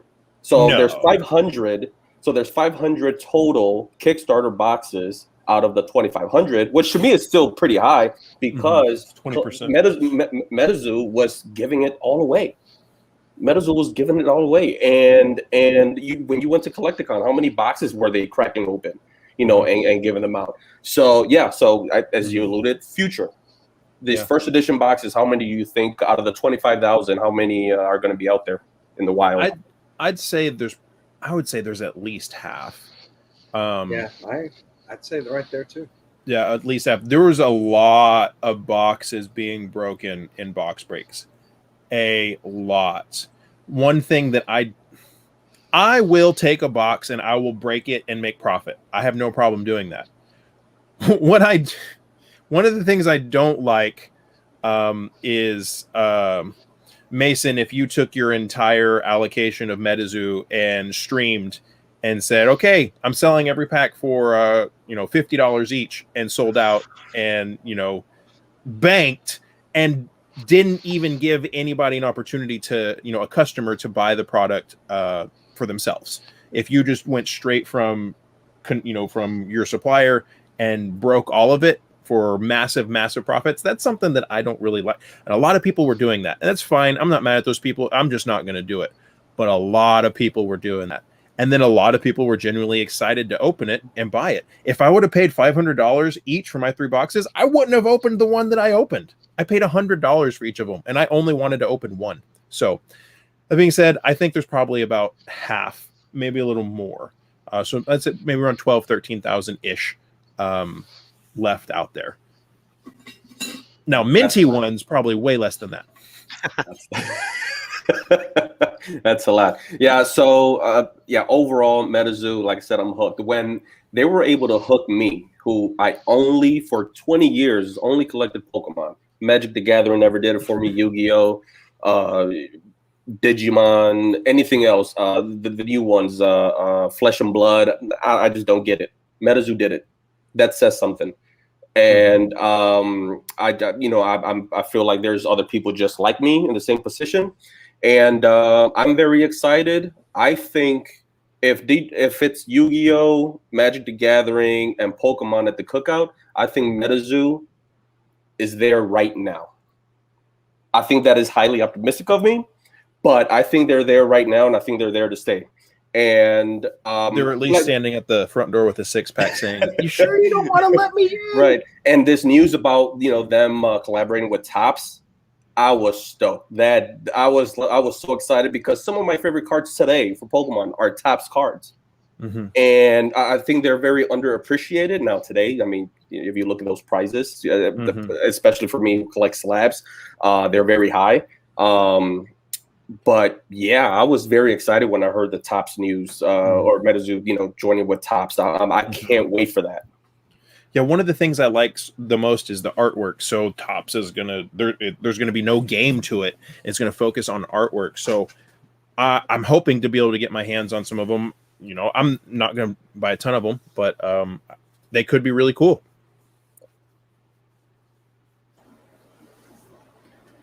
All right. If we don't really have much else to talk about on Metazoo, if Doctor, you had said you might have to head out at this time. If you want to, we can. If you're not, we can hang out and talk about Pokemon now that we've accomplished our objective.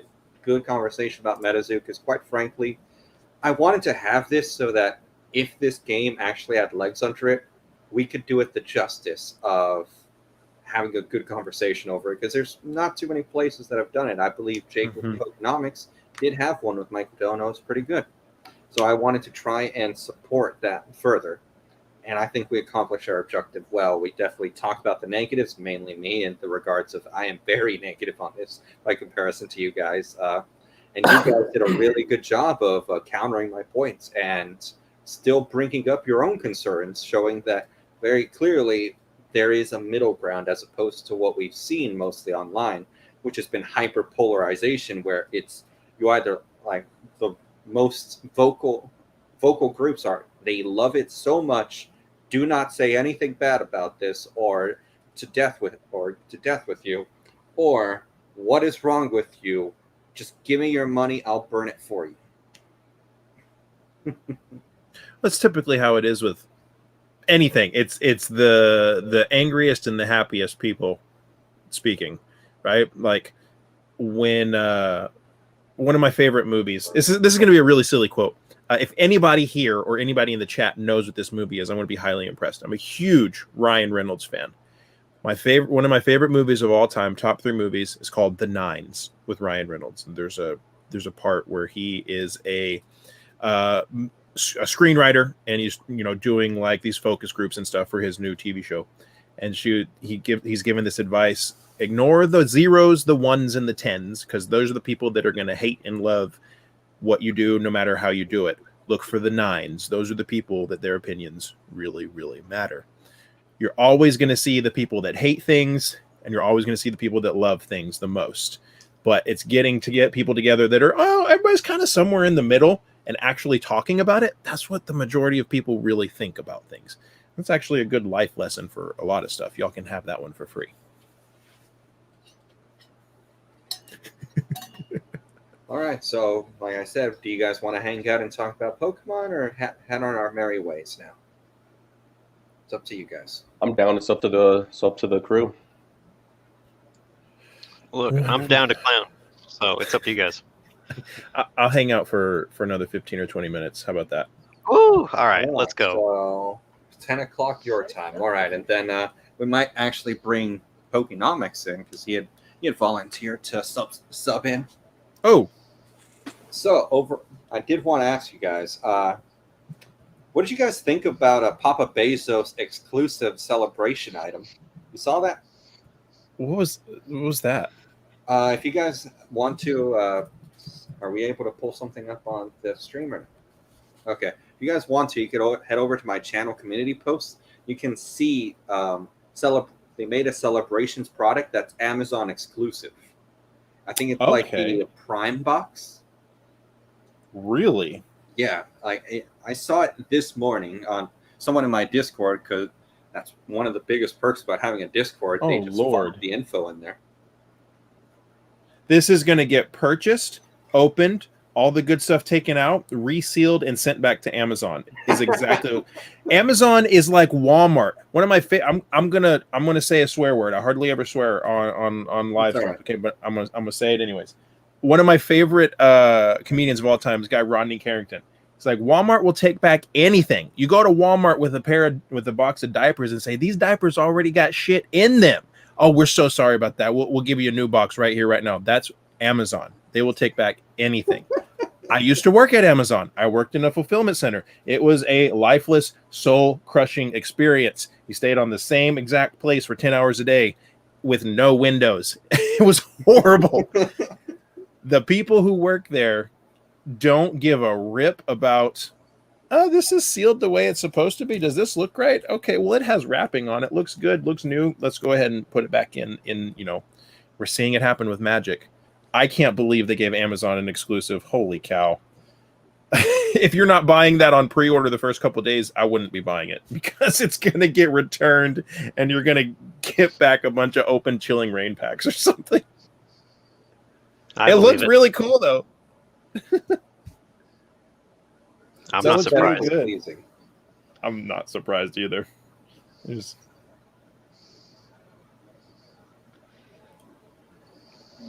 There you go. It looks cool. I like it. Yeah, I did see that. I thought it was one of those like Train On that you would see. I would see at Target. That just has like your stack of your brick of energies and your one promo and a few packs. I thought that's what that was. Totally says Amazon exclusive Prime collection. Is it going to come with a Bezos promo card? See, they should have called it the Amazon Prime collection. They missed out. Yeah, they should have. Amazon Prime collection. Also, since we're hanging out and chatting, guys, if anyone in the comments wants to just chuck out questions. And then anyone here wants to grab one because they're interested, you're more than welcome to. We're now just kind of hanging out. Our duty is done. Yeah, so in the Funko world, Amazon just didn't get exclusives up until a couple of years ago, and when you have a product that comes in a very fragile box like this, right? That's limited to 1,500. Okay, so there's only 1,500 of these in the world, and the box is approximately 40 to 60% of the entire aftermarket value. God. Amazon is a very weird place to give exclusives of coveted collectibles. So it's been very, very hit or miss in the Funko collecting community. That's really interesting to me. Go ahead. Amazon's the last place that I would look to personally buy Pokemon cards, just from the horror stories that I've seen. So, yeah. I can't We'll see wait how that to goes. order it, and then they just stick the shipping label on the wrapping. Talk about some content. Let's make some content. I'm gonna scam Amazon and actually do that. I'd be so afraid my channel would get deleted or something. And you see me man. at the end, I'm on the phone. Hey, so that thing I returned, yeah, actually don't refund me, okay? I actually opened it, okay? Don't refund me. Just for posterity's sake, I didn't scam anybody. Don't refund me. And then the video ends. Now, what you can do is just keep buying them until you eventually get scammed, and then put that scammed title on it And then return all the others. Oh my goodness. sooner or later. That'll definitely be interesting. So, Mason, Yeah. are you going to buy any of those for your own store and then just flip them aftermarket? Because Am I going to buy any of these? yeah, No. No. Next question. No.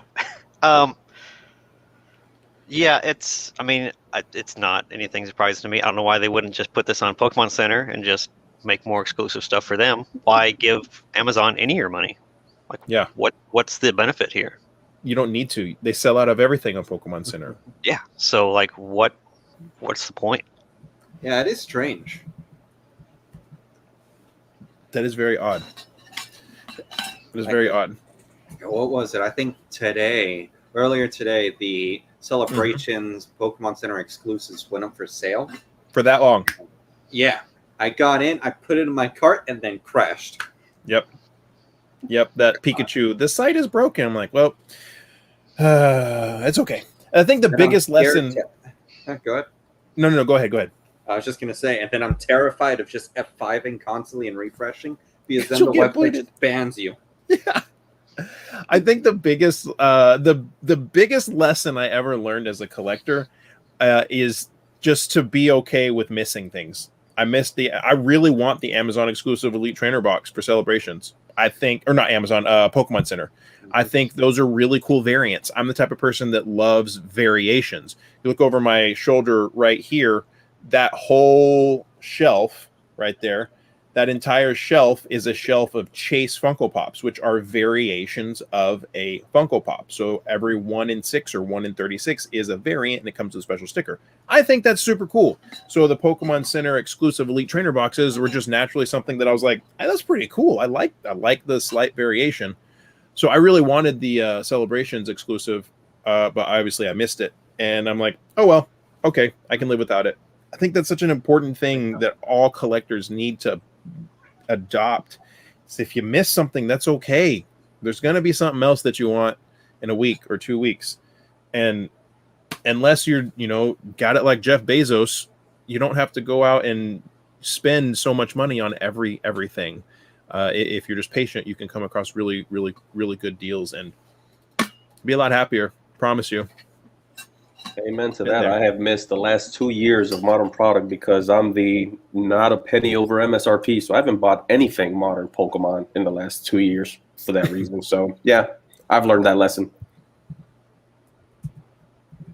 All right, so Captain Zach Sparrow's just asking us a question about Fusion Arts, better or worse than Chilling Reign? Would you guys I'm going to guess pre-order is what that's supposed to mean. I want to know where the heck you're going to put that card on the bench. What'd you say? I said, I want to know where the heck you're going to put that card on your bench when you're playing. Oh, yeah, the jump up. God. Where's it going to go? You like to spread it out. Feels like Exodia. You're just assembling them at this point. I want just an Exodia at this point. You get it all, you win. Just for fun. Oh yeah, so Bronx said a great thing. The limit of why was it limit 4 on the Pokemon Center exclusives today? Evolving Skies was limit 2. Chilling Reign was limit 1, and they messed those up. So why was it limit 4 on the Celebrations exclusive ETBs? That's seems like a really weird decision. So I wanted to ask you guys, let's say Pokemon does eventually go most of the way to direct consumer themselves. What would y'all's thoughts be about that? Just overall hobby and personal opinion. Because I know Mason speculated on that one heavily. Yeah, I mean, I did a video on that, talking about that. Buttoned it up pretty good. It is something that's going to happen. We are seeing more and more products that are Pokemon Center exclusive, or at least variants of that kind. It makes sense. It makes sense to do direct for all these things. These businesses know that things are going more online, and when you have this sort of draw already to PokemonCenter.com, and that you know that you can put anything up there, and it's going to sell out almost immediately, why not? It's making more money for you in the end than you would shipping it around the country and through all these distribution companies and all the LGSs and to MJ Holdings, and they ship it all around. Just do it yourself and make all that money. It doesn't make sense. You're taking all these parts of the cogs out of this machine and you're just making it straight line, making it flat. You eliminate all that stuff so you can do it all yourself. So that's where it makes most sense to me. And we will see it more often. We will see more exclusive things, and yeah, we'll just keep building onto all that stuff with all these different partnerships and more exclusive stuff. It just makes sense. Mm-hmm. Can someone think of the children, please? I mean, that's one side of it, right? That, folks have been talking about this past couple of years is the kids. How do the scalpers and, investors, how do you get this product to the kids so that, 10 years from now, 20 years from now, those kids, when they're adults, they're still in here. If that's the case, don't you guys think that you're going to lose the next generation? When you're not able to go to the Walmarts or the Targets to Mason shop and get the cards straight. I don't know. The way commerce is done is changing rapidly. Online sales are, I mean, just from a completely emotionless perspective, that's where it's going. It's a multi-billion-dollar industry, just buying things and selling things online. So if that's the way that it is, and if that's the way everybody does everything, I mean, I would assume kids would still be able to get a hold of things. I don't know, Well, I'm thinking about my kids, and my kids, they're 8 and 9, will be 9, and they rely on me, on their parents, to be able to go buy the next thing, So typically, if we go to a Walmart, we go to a Target, they already know the deal. Let's go straight to that aisle. Let's go straight to the Pokemon aisle. Let's see what's there. Well, sometimes we get lucky, sometimes we don't. But if we go to Target and Walmart and there's nothing there, I feel like if I'm not feeding the hobby into them, they're just going to lose out because they themselves are not involved. That's what I think. Man, it'll be interesting to see when they do that and how much they go into it. And what would be really interesting is if they got to the point where the normal ETBs, the non-Pokemon Center exclusive ETBs, were the more rare ones. Just flip it now. Did you guys manage to pick up too many of those or no? For Evolving Skies, I mean. I passed on the regular ones. I just went with the exclusives. Yeah, I don't blame you. You'll be able to find the other ones for months trickling up to other places. Pokemon Center stuff is and gone. Yep. So, yeah, makes sense. Because Chilling Reign ETBs were down to, I think the cheapest I saw them was an art set of 2 for $60, So if that happens with evolving skies, I'll pick them up just to have them. But I bought 2 each of the exclusives, 1 to open and 1 to keep. Yeah, I opened up some Evolving Skies. The 2 boxes for myself, absolute shaft. Didn't pull anything good out of them. The 2 boxes that were given away, Rayquaza V Bangers. alternate art and then the Dragonite V alternate art. Oh, you gotta love it. Yeah, oh man, it was rough. Gotta love it. Oh yeah, and then I also gave away the Hidden Fates Charizard. Oh, Yeah, my first pack that came out. God, man, that's why I don't open products. I've never pulled a shiny Charizard VMAX for myself. However, I did 2 Shiny Star V box breaks, and the boxes are right back there to remind me. Both had Charizard Vs, and I sold the packs for $10 each. I was opened one. I was like, "Oh, this is sweet." The second box, or not Charizard V, Charizard VMAX, back-to-back Charizard VMAXs. So I pulled the Charizard VMAX twice, just never for myself.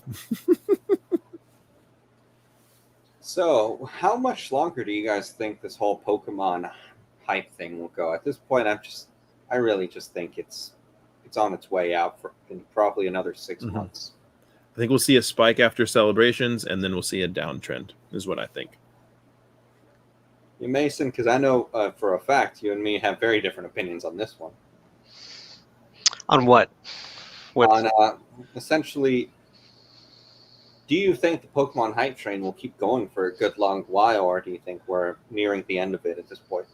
We'll see what Fusion Strike does. It's going to be hard to keep this going after celebrations, I think. Especially if that's when they start kicking in higher printing facilities. We will see. I don't know. Mew's pretty hype. They got the Gengar in there. It's pretty hype. I mean, I don't know. It depends on how people take to this set, and if they have anything else that's pretty special in there. We'll see. Mason, what happened with the train that has more stops to go? Well, look, we're evolving into rocket ships, so the trains apparently just gets outclassed after a while. We just get on rockets. So that's just how it goes. Yeah, I've mentioned that I see this hype for max 1 year after celebrations. You got to look for the next, anniversary, and going back broader scope, all of this didn't happen until, Pokemon Go 2016, 20th anniversary. Look at the prices before then, and look at the prices 2015 and go back to 2010, what those prices were, how much they grew. Now look at 2016 and the next 5 years and look at how much they've grown. As far as modern, I'm sticking to modern here. Like, no one was buying in 2010 a modern product in order, to invest, to flip, to scalp. This only happened in the past 5 years, and obviously I think it had a lot to do with our generation that grew up with it. That opened these packs. But we got money now. But yeah, this is something brand new. This is something that's brand new to the markets, and I never thought it was sustainable. And that's even going back to vintage. I don't think a lot of those vintage prices are sustainable. You guys heard, from me, from other, podcasts. I honestly, I hope they go back down. I mean, I never bought these items for for the investability, purposes. It was always to open, and prices just kept going up, and it was just at that point irresponsible for me to open. Kind of like how you were saying, Applesauce, that you bought those first edition boxes and now they're $500 and you can't open that, right? You can't do that. So yeah, I give it 1 year, and I think that's very optimistic. I give it 1 year after celebrations. I think I think it was Kevin Clear made this comment. This is the last thing that I want to discuss with you guys, and then I'm gonna take off. Basically, he said, wait till all those PSA slabs come back. I think that's going to be a huge event that is going to affect things maybe the way many of us have predicted, maybe in a completely different way.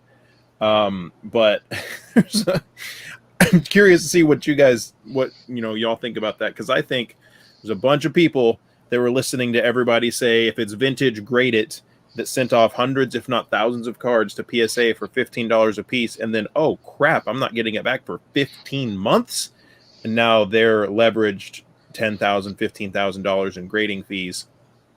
When they get those cards back, they're just going to want their money back, because PSA ain't charging them until they grade them. So they're just going to want to get that money back.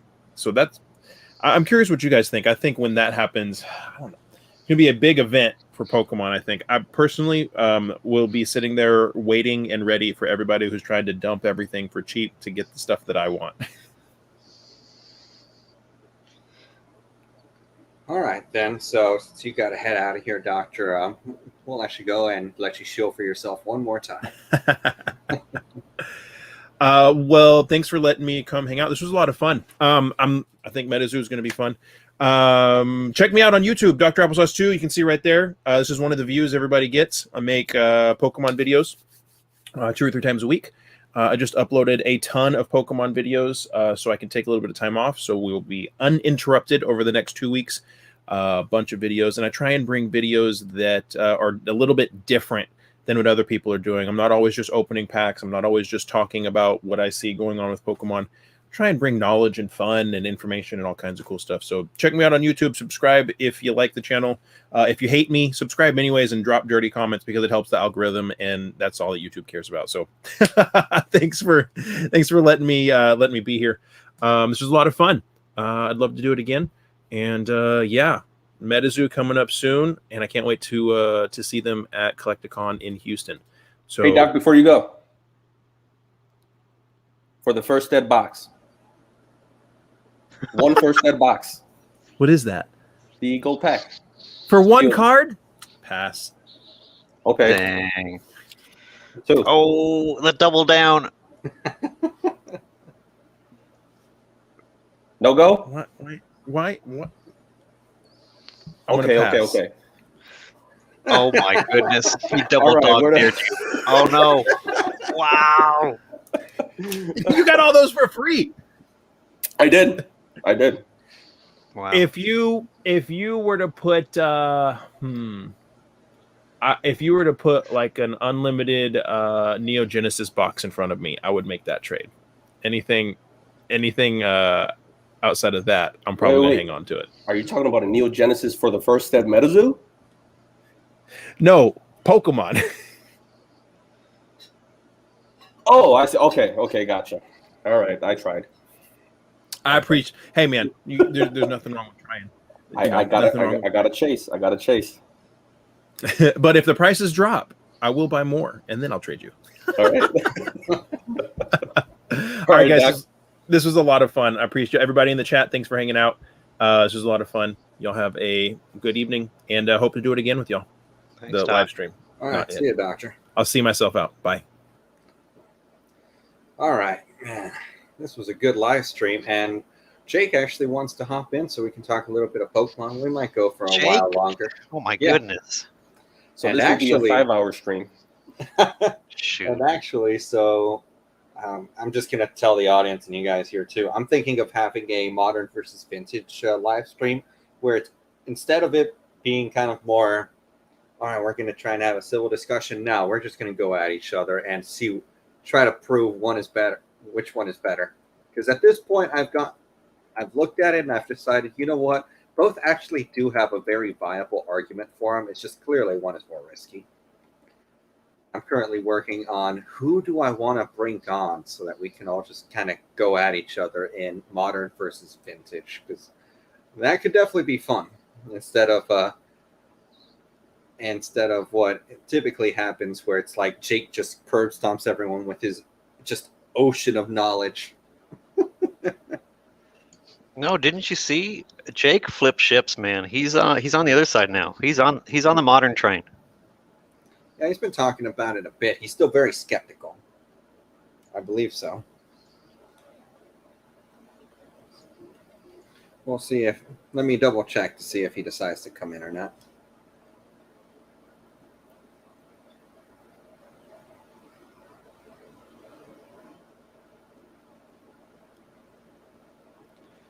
All right, so I did want to ask, Basic Trainer, do you actually like the new modern sets, or have you just been kind of out of it? So I've been out of it only because of the prices. I don't believe in paying vintage prices for modern product. And I have a family, I have kids, had a mortgage. Right now we successfully relocated down south, and yeah, so but we are looking to get our next home within the next 12 months or whenever the market calms down.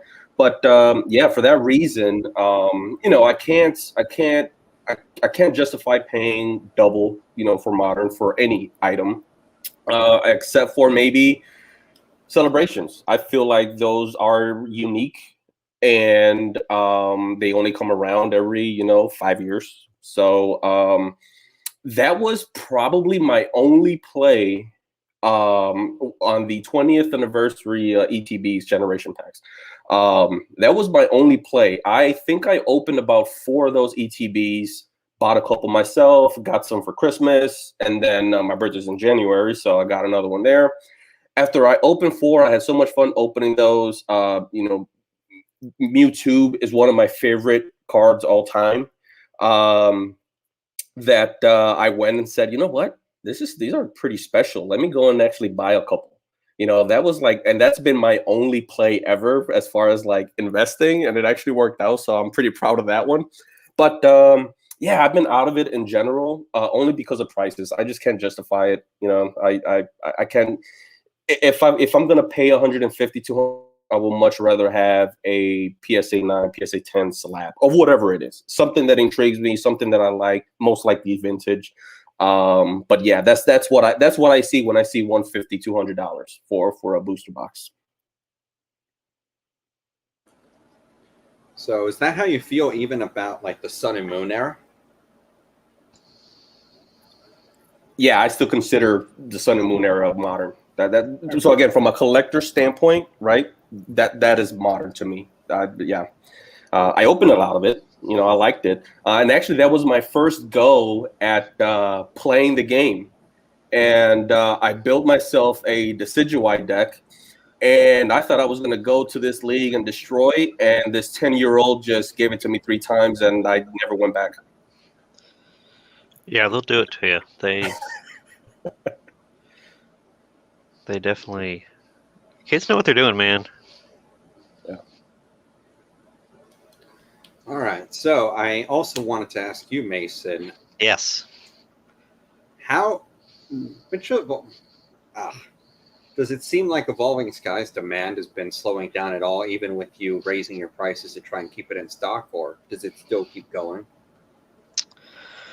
Evolving Skies is definitely. I don't know if it's has less demand. It's just as prices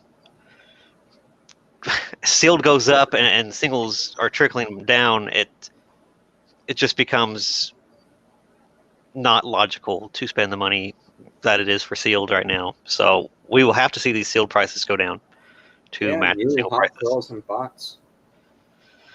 Yeah, but yeah, you have to. The stuff in the box has to be at least worth the gamble. Like with Viv Voltage, we saw those prices because you had a $300 card in there. If Rayquaza VMAX goes down, and if the Umbreon VMAX goes down in price, the boxes have to go back down because there's nothing to chase at that price level. If we saw the boxes slow down in sales, yeah, prices would have to go back down because for the people that do have boxes available, I still have boxes available. I know there's people around me that are still getting orders in and getting product from distribution booster boxes. So it's the product is still flowing and there's still product out there. It's just, yeah, these prices, it has to be controlled. And the only way to control that is so that they go back down with the singles as the singles go down. So, but if the singles keep the demand that they are, they have to come from somewhere. See, those two things are so intrinsically linked that, all this stuff, especially when you have a collector-centric game, the sealed is tied to the singles. And obviously no one's grading these singles, but people just want them in their collection. Like I said in one of my last videos I did about Evolving Skies, when I put Evolving Skies singles up there, especially the super chase cards that, the high rarity stuff that's out there, all that stuff is, I don't know what happened back there. All that stuff is sells out. The night that I put it up during the day, overnight it sells out. I have very few, even like just the regular Vs from Evolving Skies of all like the Vaporeons and Rayquaza. I don't have any. So, people are still wanting to buy this stuff up. So, yeah, something has to correct itself, because either the singles are going to go back up in price, which makes the box price justifiable, or everything goes back down like it should. But yeah, we'll see. We'll see what we got coming down the pipes here. It's hard to know. It's hard to know. All right, so now we actually have Jake with Pokenomics in here now. So just before I bring him in, I'm going to answer a just Pokefun question, because I know he absolutely does want it. Please bring it up on screen. So they're asking why I sold him Fate's pin cases, because a while back I sold 2 of them. Long story short, I wanted to lock in some money because I saw some opportunities, and I absolutely used that money for something else. And essentially, I saw returns that would be about as good, if not better. Not to mention, I wanted to lock in some profits before that the capital gains tax changes next year. So those were the main reasons. All right, I knew they could probably still keep going up. At least I thought, and I just weighed my options and seen better. Well, now, without further ado, thank you for coming on, Jake, with Pokenomics. Absolutely love to have you here, man. Oh, hey, there he is. How's it going, Jake? Hi, Jake. So yeah, how is the Metazoo talk? How'd we do? It was good. It was enjoyable. It was nice. I just got back from a trip, so it was nice to kind of have in the background as I was unpacking and settling back in. Okay. So Mason was actually saying you flip-flopped and now you're pro modern. Is that true? Big modern guy. He's huge. Oh, yeah. Have my feelings on modern changed at all? They've changed in terms of, they certainly have changed. I was in this hobby when I knew a bunch of people holding modern for 3-4 years, and they lost money on every set that they invested in, not just your Crimson Invasion, but anyone who was buying, non-distributor prices up until really 2020 were losing money. So for me, my take, right, is just that the reality of the moment is that there's a ton of heat on these sets. A set like Evolving Skies is selling out like crazy. I witnessed some come onto the market at $120 and sell out instantly. And the speed at which it was selling out, any person who watches anything closely could see that it was going to continue going up at least until the second wave. As far as like investing in what these products do, I don't really know. I think a lot of the takes are just coming from, everyone's sort of entitled to their opinion. What I would just say is that I feel like I have no idea what's going to happen, but that if I could get basically my take in my latest video is if you can get, distributor-ish level prices, the downside on a good set like Evolving Skies in the near future is nil, and the upside is really huge when a set can at release go up that much, and you have all of these all these online streaming channels that are just churning through this product right now, at humongous prices. I mean, these channels are selling packs at $8, a price. So, we're talking 200, we're talking, huge value on these booster boxes. Over $240 these guys are netting, not netting, but selling each box for and netting about, a lot of these guys get it for distributor prices, but even if they're buying it 120, 140, 150, they're still netting really decent profit if they can churn through it. So that type of stuff and all that, he just continues to open it. So I don't invest in that because it's very unstable. and when I would say like the word like investment, that would be like something I'd want to like hold for a very long time, and I wouldn't have to worry about like when to sell.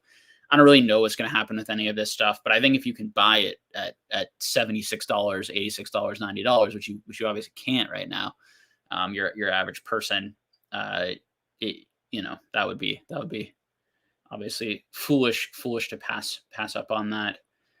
But yeah, I mean, that's my overall feeling on Modern is like it's interesting to watch. I mean, everything's highly speculative. There's a lot of speculation in Vintage too. There's a lot less speculation on Vintage at this point. I think a lot of people who are buying Vintage right now certainly there are people who want to make money and are speculating, but I also think it's a lot of people who are just really happy to get the product at these cheaper rates, and the fact that YouTubers and people aren't talking about it so much anymore.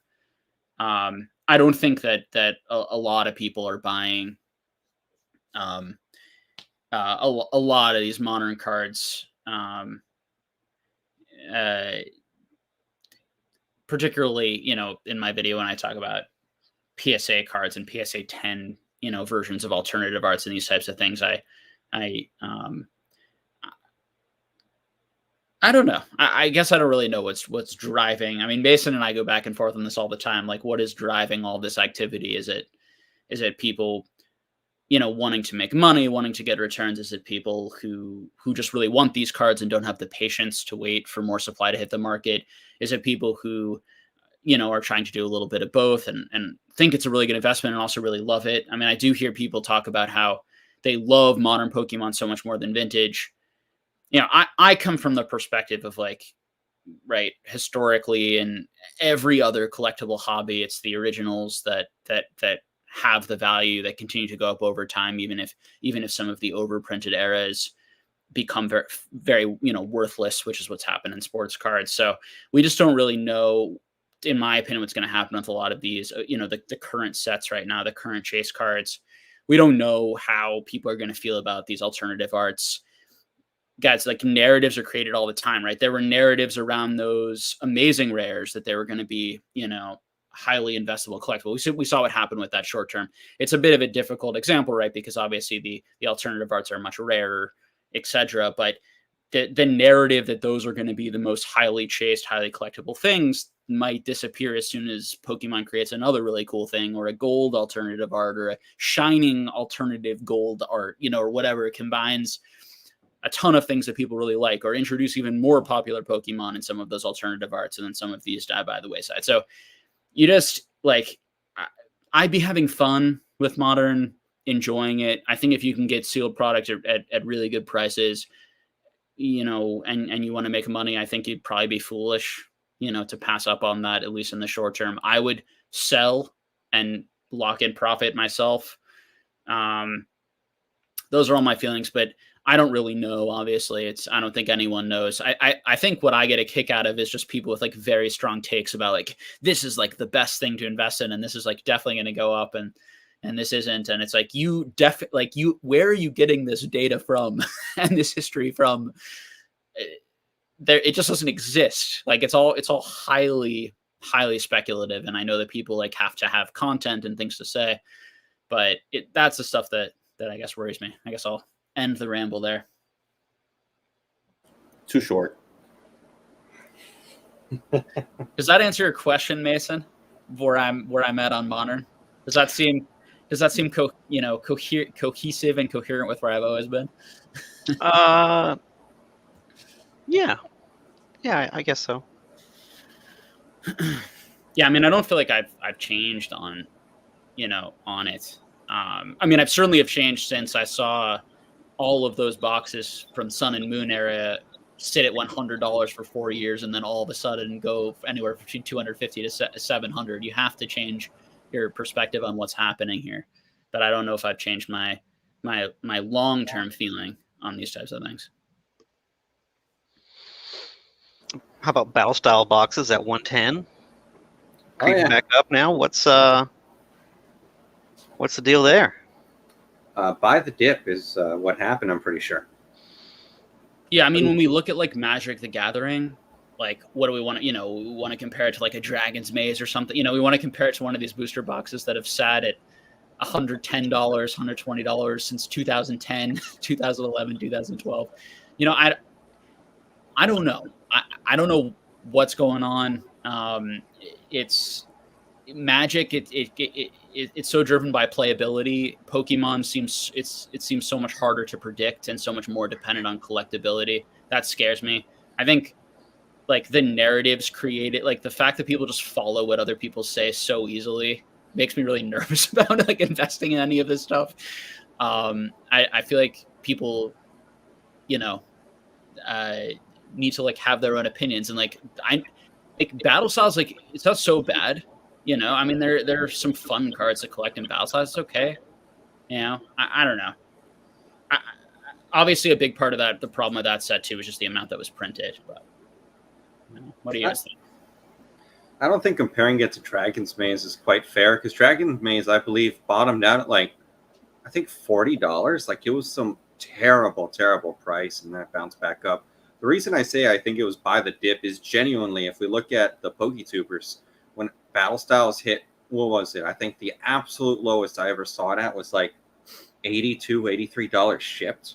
So big losses for some of those stores. Everyone was chanting the mantra, buy the dip. We got Rudy, we got Pokenev, we've got, I forgot who else was chanting that mantra. But lots of PokeTubers were chanting it, and I think 100% they helped have an influence on the absorption of that product, because I think Rudy single-handedly absorbed a couple hundred boxes, I think 500 or 600 of those boxes, and he has a lot of big whales in there who definitely just follow the mantra. Like he says it, just do it. And you can 100% see that every time they have a Pokemon sale, a Fab sale, or even Metazoo, just anything, there's a certain crowd in there that just purchases it with zero idea of what they're purchasing. And in the comments, you can absolutely see that. And I think that's why it bounced back up. And kind of replying to what you said earlier about predicting Pokemon and how it moves, because it's based around collectability. Yeah, you're 100% right, because it's focused around taste, and taste can very easily change. But I would also argue that the playability of something can change, because very easily they could inadvertently counter a card and just kill its playability or viability in the TCG. The one thing I do have to counter to it is taste in Pokemon, like for the Pokemon that people like, I'd argue has been quite stable. Eevee's been stable. Pikachu, Charizard, ever since Greninja came out, that Pokemon's even had quite a bit of popularity. If I remember correctly, it was the #1 voted popular Pokemon, and it still remained relatively high up there. And we've been able to track just from polls and things that there is genuine interest in a lot of these cards. And even when we look at the prices, they kind of reflect that. Greninja is in the mid to upper tier for the TCG. Last big one we saw was Hidden Fate, and now we have the Greninja Gold Star inside of the Elite Trainer box. And the fact that they chose him kind of proves the fact that, yeah, he does have some popularity. So that would be my counterpoint, that I think there is some stability to the taste in Pokemon, because it's like sports. In sports, you can absolutely have a player who was found doing horrible stuff as in real life, or taking steroids or some addiction that just kills that thing. You're never going to find Pokemon roiding out in the corner. Charizard will never be stuck or be discovered with a meth addiction or anything like that. He's just going to be that. And I think the tastes have been very stable. Maybe they shift up and down, but never to the point where it's like this Pokemon now is at the bottom tier because he caused epilepsy in children. You know what I'm talking about. It's not about the Pokemon changing popularity. It's about the types of cards in the sets. So, for example, like just this year, the narratives have shifted around Vivid Voltage, have shifted around like the Amazing Rares, and that's really shifted Vivid Voltage narrative. How about the narrative around Champion's Path? Everyone being hyped up, can't wait to open it. These charges are going to be $1 million. First one selling really high, and then all of a sudden the narrative, this is the worst set of the year. Everyone hates it. You know, SM Pratt, a lot of other people coming out with like really negative videos on it, completely shifted the narrative. Then all these YouTubers said, talk about evolutions. All these Leonhardt, all these YouTubers said how horrible this set was for years, and now they're on their live streams saying it's the best set ever, it's amazing, everyone loves it, right? So it's now part of this stuff gets shifted by the general public, part of it gets shifted by the influencers, because the influencers are also doing what the public wants. So it's a little bit of hard to tell kind of like which one comes first, but certainly all of those, right? Huge shifts in narrative, huge shifts in story. How about the what's it called? The that first VMAX like Charizard, right? You know, I mean, that was selling for like $250, $300, $400, I think. I remember talking on my channel, I was like, you know, they're going to have a rainbow rare version of that. You know, there was a narrative created out there that there wasn't going to be a rainbow rare version because that rainbow rare version was created in a Japanese trophy card. Then when that came out in the rainbow rare version in the surprise that came out in Champion's Path completely shifted the narrative of that card. That's what I'm trying to say is, like, if they create cooler versions of these alternative arts, if they create like one of ones, one of tens, if they ever partnered with Topps, if they ever did sketch cards, it would completely change the narrative around all this stuff. That will never happen with Wizards of the Coast first appearance Pokemon. Nothing is going to affect that. Nothing's going to affect the way that people my age feel about those cards. You can't tell me that I shouldn't like those or that those aren't important to me. They are, and it has nothing to do with anyone's opinions. And those are really established, like tastes and established things in people's lives.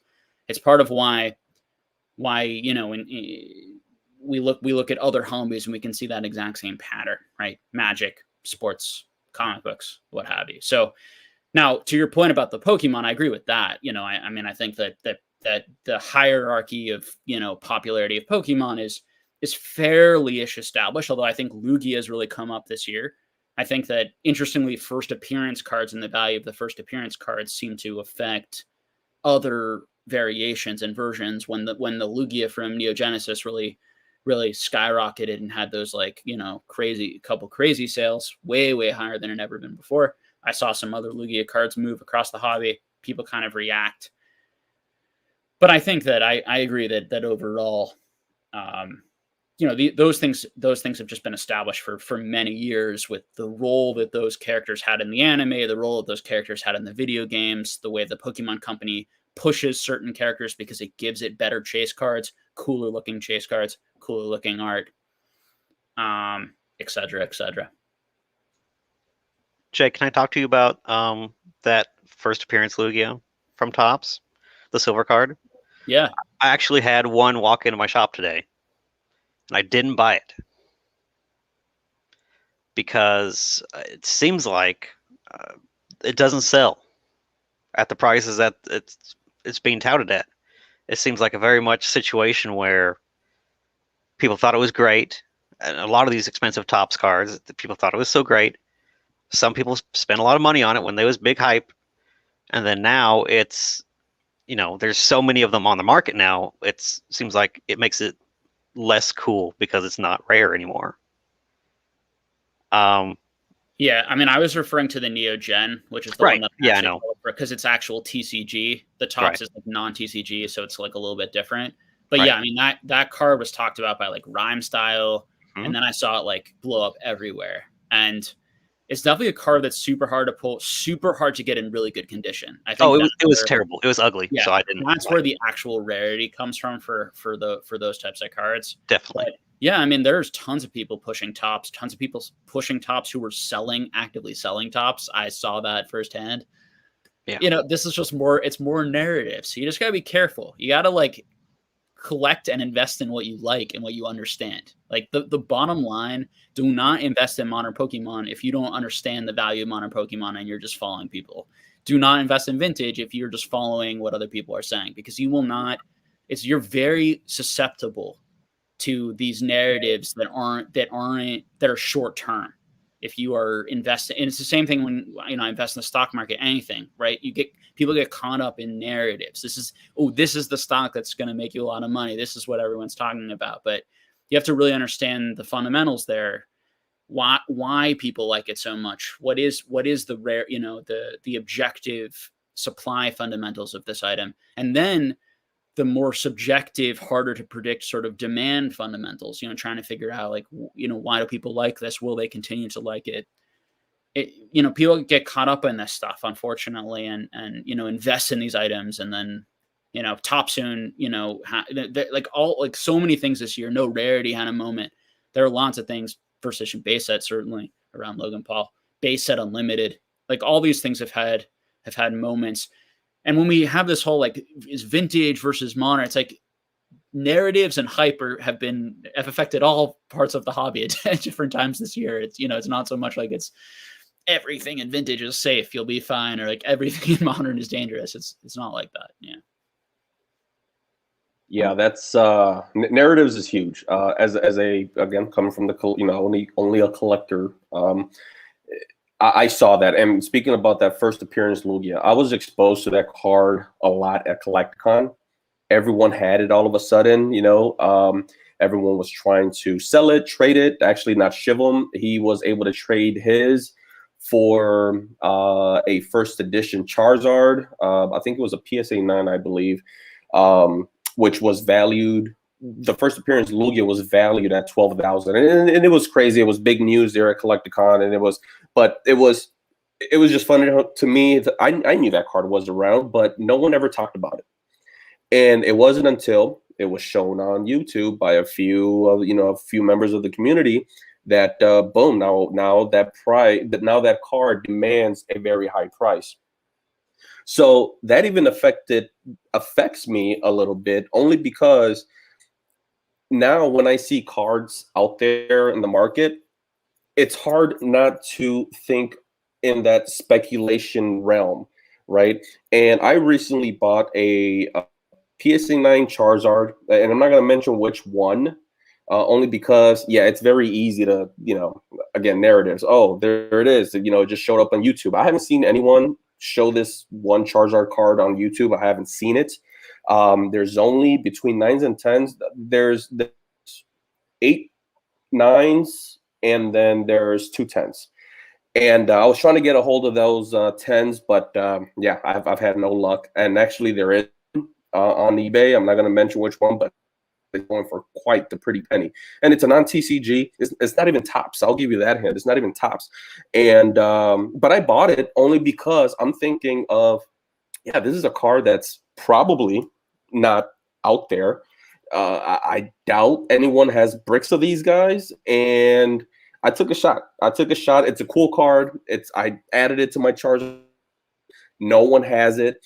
But yeah, even I fell into that narrative of, hey, you know, this is how this thing works now, and I have to speculate and I have to take a shot. Yeah, so it's hard. Yeah, narratives is huge in the hobby right now, and when it comes to modern, you have to be very careful.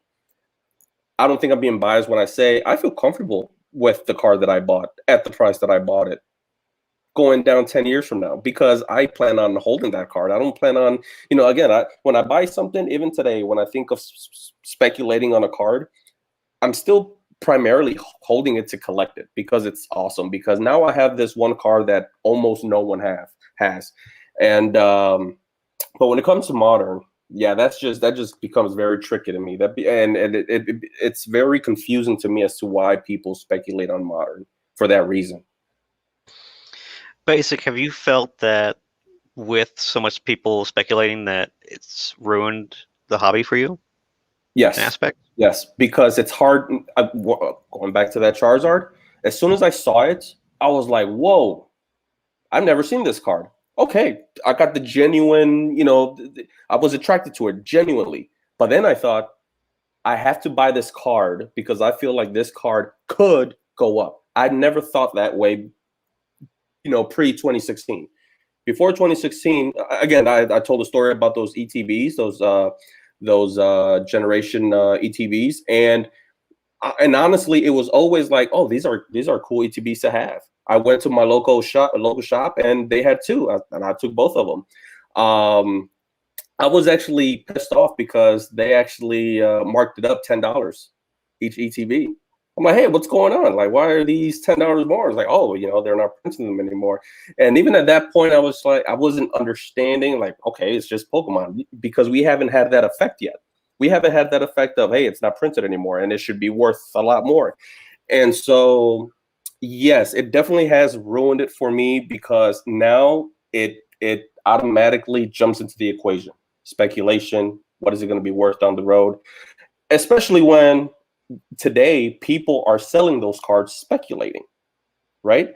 Someone probably, I'm gonna go out on a limb and say someone probably has a brick of these guys. They're smart. They're only rolling out one or two at a time, and that's why the prices are what they are. Now, I got it at 50% off, but this was not on eBay.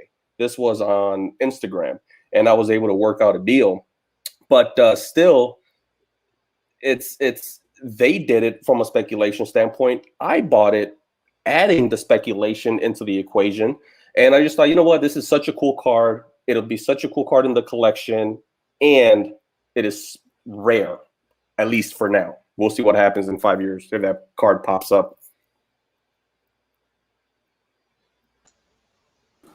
Yeah, I always think it's interesting when guys that have been collecting for years, that have been coming to my shop for years, to come in and just like, yeah, I'd love to have that card. I should have bought it, 3 years ago when it was a fraction of the cost that it is now, because now I'll probably never own it, potentially that damage is done.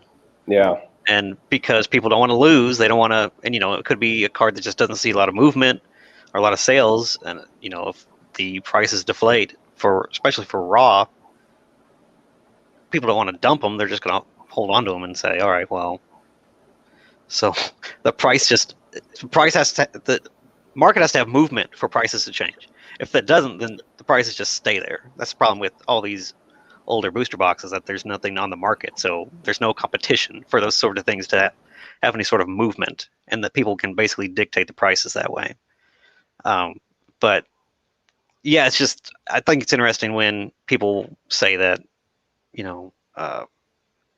this is I've been priced out of this card, or I will never be able to own this card because of where the market's at, and that the market could be damaged to where it's no longer reversible in that sense. I don't know, Jake, do you have a feeling on that? Are prices damaged and maybe stuck too high? I think part of the reason people want that card now is because it's more expensive for a lot of people. Yeah, if I'm could being be. Honest with you. Definitely. So I think part of it's like, why didn't you buy it before? Why all of a sudden do you really want that card that you didn't have before? Is it because what you're actually really feeling is like, oh, I wish I had that really cool expensive, like the money and the expense is part of what drives that excitement and that feeling. I think on the reverse side, it can also, and to maybe some of Basic Trainer's point, it can add these other elements into a hobby that can create anxiety,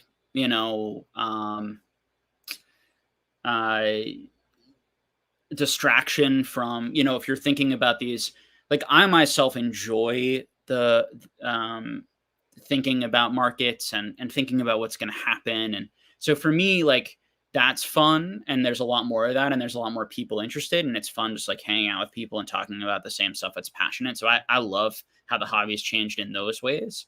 I think the not being able to buy all the cards that I really went from my childhood, that's a little frustrating, but I bought a lot of it because I really wanted those cards, and a lot of me buying those cards was just because I wasn't necessarily like certain cards I wasn't necessarily certain.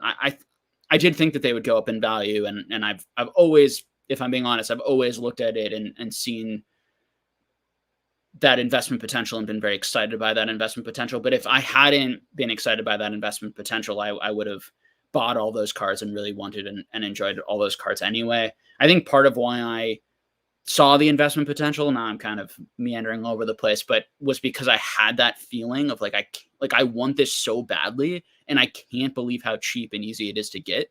And there's so little of this in the world. I can't imagine that other people aren't going to feel the same way as me from my generation, have the money and, you know, do the same sort of thing. So, wow, yeah, I think I lost the original train there. Do you think people like in basic situation where those feelings of finding something that, wow, I've never seen this card before and it's super cheap, I got to get this. Do you think that's becoming less and less a possibility now? Yeah, I mean, I think in part that is certainly what like pushed up some modern stuff, what pushed up promos. I think what pushed up some of these non TCG, you know, Pokemon type like Japanese items. You know, there are tons of different like even outside of your like Meiji, you know, Cardass, Topsoon, your sort of like main ones that people knew. Like there's like, I'm gonna butcher the words, but like things like Zakun, you know, there's a lot of like other types of things outside of those kind of main ones that PSA was grading. Certain things that just Beckett graded, for example. And like all of those too, I have a lot of people who are picking those up and have been picking those up because they look really cool and they can get them for really cheap. Listen, it definitely sucks. I mean, and to kind of, I guess, answer the question before, like if you, there are going to be people who were spending all of their disposable income. So two things. One, there'd be people who have been in the hobby as long as I have, who didn't have as much disposable income as me, who didn't make as much progress on their goals as I did. And that's going to be really frustrating for them. So that's one. Two, you're going to have people brand new in the hobby who weren't fortunate enough to kind of rediscover it a few years ago and become interested. And if they had, for whatever reason, they would have bought, even though the prices weren't high. And, you know, it's frustrating for them. And so there's going to be some irritation and frustration there. So I get those things as well. It's not just that this group of people who like are complaining, we could say, like had the opportunity to buy all of these things and they just didn't buy them because they really only want them now because they're expensive, as we were saying, which I do think if there's some of that, you know, involved in all of this stuff. I think we're seeing that play out in Metazoo, like firsthand, right? Like people who, back to your Metazoo conversation, like so many people had zero interest in Metazoo. And then as soon as it got really expensive, you know, there's just a lot more interest there and wanting the product and being curious and wanting to open. It's like, oh my God, this must be amazing because so many people are talking about it. There's so much money involved, etc. Yeah, just to be a little, you know, transparent.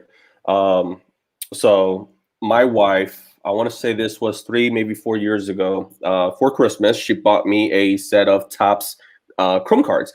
Now she went out on her own and bought these cards. I usually have a, you know, would love to have list, you know, and she does a pretty good job, you know.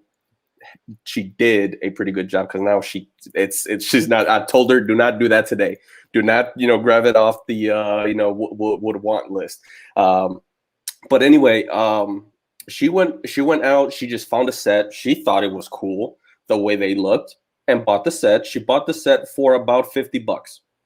Now this set was Topps Chrome cards, Squirtle, Wartortle, and Blastoise. PSA 10s. All 3 of them were PSA 10s. For $50. Now, at the time when I, you know, got the gift, now I was, you know, very thankful. I was like, oh, thank you. This is awesome. I've got some, you know, top Chrome cards now. But you know, usually I there's a method to my collecting. You know, there's a list and there's a priority list, and Topps Chrome was just not on my list at that time, and so I thought nothing of it. Fast forward to today. I feel like those are some of my cooler cards. And those aren't even some of my most expensive cards, but it's just the fact that I know that it went from $50 to whatever it is now. Because the last time I checked was like, you know, half a year ago. So most likely they've dropped a little bit. I don't imagine they dropped a lot. But the fact that I'm oh, these are cool, but it wasn't part of my, collecting goals at this very moment. But now I'm like, oh, these are cool only because of the price. And I just got to be transparent, and that is definitely a variable there.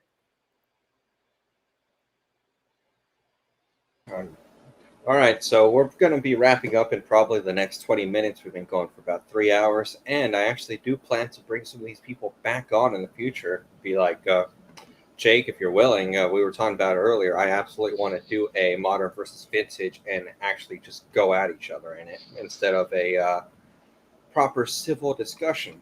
Actually, see if modern can beat it, even if it's like vintage is a nice car that's going to get you from point A to point B reliably, even though modern has the potential to go further than point B, but it might catch on fire along the way. So Okay. That'd be done. All right. So I did want Only to. if I get to argue against Mason, though, on the other side. Right now, go ahead, Mason. Look, I'm ready. So right now, my hope, like the dream cast I would love, would be Jake, Mason, Pokenav, Zach, because Pokenav and Zach I feel like are equally bullish on modern, and then I would be going against modern. I'm good enough. I think I'm good enough on it, and I can actually openly criticize it fairly in a way that maybe I can alleviate some of my own concerns on modern. Because while I would say bullish on it, I do have concerns that I wouldn't mind talking about. But I did want to ask you guys, what are you guys most excited about when this whole cycle? I still think we're in a bubble. We're on our way to the normal. What are you guys most looking forward to when it's all over? When it's finally all completely calm, all normal, no more need to FOMO?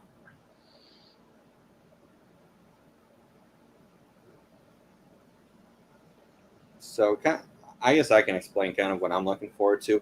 I'm excited whether for an investment or collection purposes, I can look at a card, go, oh, I think this has potential value for the future, or oh, I like this card. Well, I'm going to wait a week or two to purchase it, or maybe even a month. I'm just going to wait because I don't have to purchase it right now. And I can do that and not panic in the back of my mind thinking someone might talk about this card suddenly and blow it up, or people will figure out this has potential and or like it all of a sudden, and suddenly it's 10x the price randomly.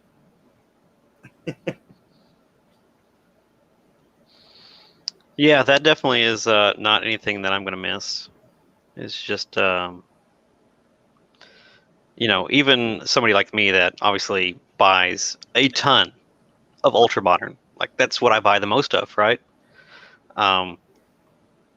I would love to be able to buy that and not have to worry about that card potentially burning somebody down the road because they had FOMO and they couldn't wait for it. That's the kind of thing that I think as a business, people do what they do and spend their money how they want to. But, I want someone to be able to buy a card and it not be, first of all, $200 for a modern set. That in normal situations isn't a thing. So that right away would be a win for everybody. And because, if cards are cheaper, I can sell more of them. I don't care to sell a $200 card once. I want to sell a $50 card 10 times. That's way better for me. Anyways, that's beside the point. But yeah, just people that want to be able to collect a set and sit down and say, yeah, I'm going to spend the money to complete a set. That's not thousands of dollars. That's like a couple $100 and they're good, and they don't have to worry about the set anymore if they really do love the art or whatever from a set, or just they want a collection of cars that they just really enjoy, and it's because they like looking at them and not because they could potentially hold extreme value in the future. That's the kind of stuff that I am used to. Not that and that we have to get back to it sometime. So that's what I'm looking forward to, is ultimately buying and selling more cards because they're cheaper and more accessible to more people. Yeah, I'm definitely not going to miss the $200 card, because that means that, hey, maybe I can buy modern. Maybe me and my girls. Yeah, There's 200 or two $200 cards right now. Yeah, exactly. Yeah. Now, don't get me wrong. So when it comes to Evolving Skies, it might be the best set ever. It might just be. Don't say that. Don't say that. You're saying that with Jake in the same chat as us? What are you doing? It might just be. I think it definitely tops. Oh God, I'm going blank here. Don't you say it. Okay, I won't say it. But Hidden Fates. Thank you. But that is hot take of the night, and we talked about Metazoo. And they came from the non-modern guide, right? They don't spend a penny over MSRP. But the most I've always been into Pokemon. I've been in the Pokemon hobby for 20 years, I like to say. Buying a pack here and there whenever I would go to the store, but I never got really back into it until 2012.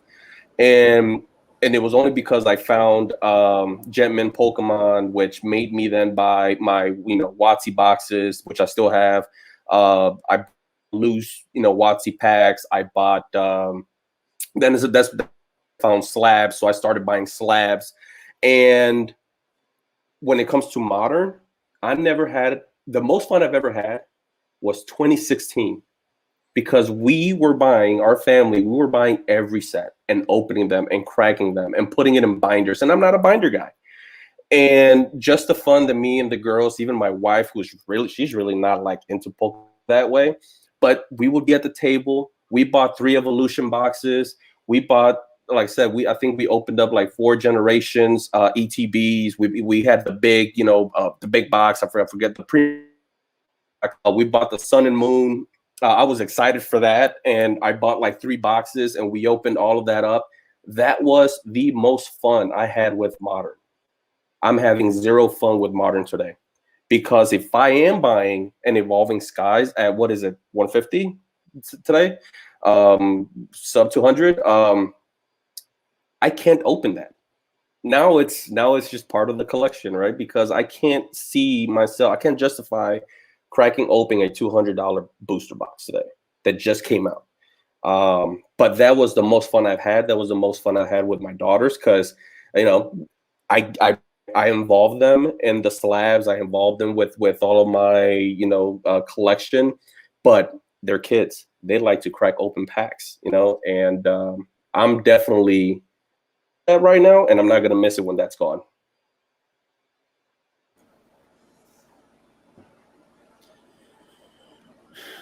So the question is, like, what am I gonna, like, once the bubble bursts, what am I gonna what are you excited for? enjoy or look forward to? Maybe something. Yeah, I mean, I don't know, like, I don't know how much like more a bubble's gonna burst, or like where we're at in whatever sort of cycle. I worry mostly about macroeconomic factors right now, rather than I worry about like specifically Pokemon or something.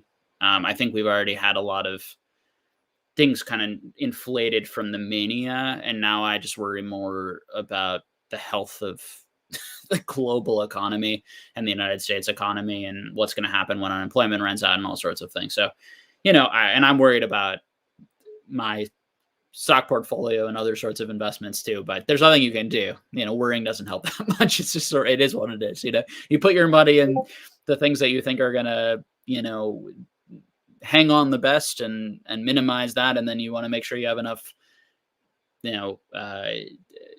income, through your job or through your dividends to sort of withstand that. So you don't have to sell if something like that happens. So putting all of that aside, I don't think that we're like that. I think this is maybe outside of like what is still happening with modern. If Pokemon ever decides to like print closer to demand, and that's the big, I'm interested to see what they do with Evolving Skies. Do they decide to just print that as long as people still continue to buy it? right? Are we going to get as much Evolving Skies as there was Evolutions, which is just going to it will go back down to $90, and if it doesn't, they're just going to keep printing it. Like, nobody knows. Like, Pokemon could decide to do that. They could do what they want. So we'll have to see what happens there. But outside of that sort of stuff, if prices return to like what they were a few years ago, like on vintage, I'd be buying everything again, just like I did before. And at the end of the day, like, if I'm a crazy guy alone in a room filled with like, first edition Alakazams on all of my walls from base set that I'm buying for like $25, $30 each, which I can afford financially, and I could own like as many as I wanted, and I can just put them all over the place like a lunatic, I'll do that and enjoy that, and it'll be okay. At the end of the day, I really try, although there's clearly potential for life-changing money and all sorts of things,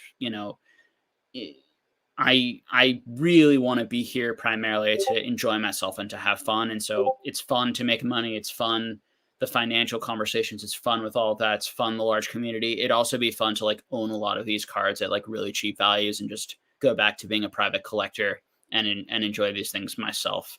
Because I can tell you, when I found my binders, I didn't think about Pokemon a single time for 15 years or whatever. When I found my Pokemon binders like 4 or 5 years ago from when I was a kid, I guess it's like 6 years ago now, 5-6 years ago, it didn't matter. I didn't know that they had any value, but I had a really strong feeling of like, oh my gosh, like, I love these things. These things are amazing,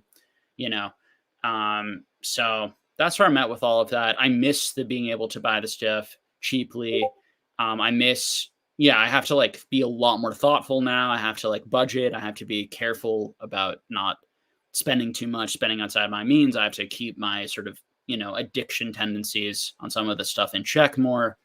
But I get to enjoy more people in the hobby, and I get to enjoy the finances and, selling some cards and turning that profit into other sorts of things, and, the gambling elements of all that. So. All right, guys in the audience, is there any last questions you guys want to ask? Well, just pick one out for fun. Make it a fun question before we end the night off. No, I don't want any of this investment talk anymore. I'm getting tired. We already beat that Metazoo horse to death, and you guys are going to get some fun investment back and forth in the future. So I'm going to let the questions come in real quick. Man, it is insane thinking all the stuff that has gone on over the past 2 years. I joined the hobby February, and it's kind of nice having things finally slow down. There was a period of time where you could not look away from your phone for a minute, because the moment you did, something happened. Either a reprint showed up, a card exploded, someone manipulated the market, someone new is coming into the market. Just, oh my God. I'm kind of happy it's slowed down finally. Do we definitely, I guess, to add to my answer, right? Like, the biggest thing that'll be nice is the lack of like scamminess and scammy personality as people trying to take advantage of people. Like, when the money dries up or the quick returns dry up, that stuff disappears as well, just naturally. Like, we don't have to do anything. It'll, like, people who are interested in that will just leave. And the people who will still be here will be the people who are super passionate in the cards and are not just driven by like the humongous potential profits. So that'll be nice.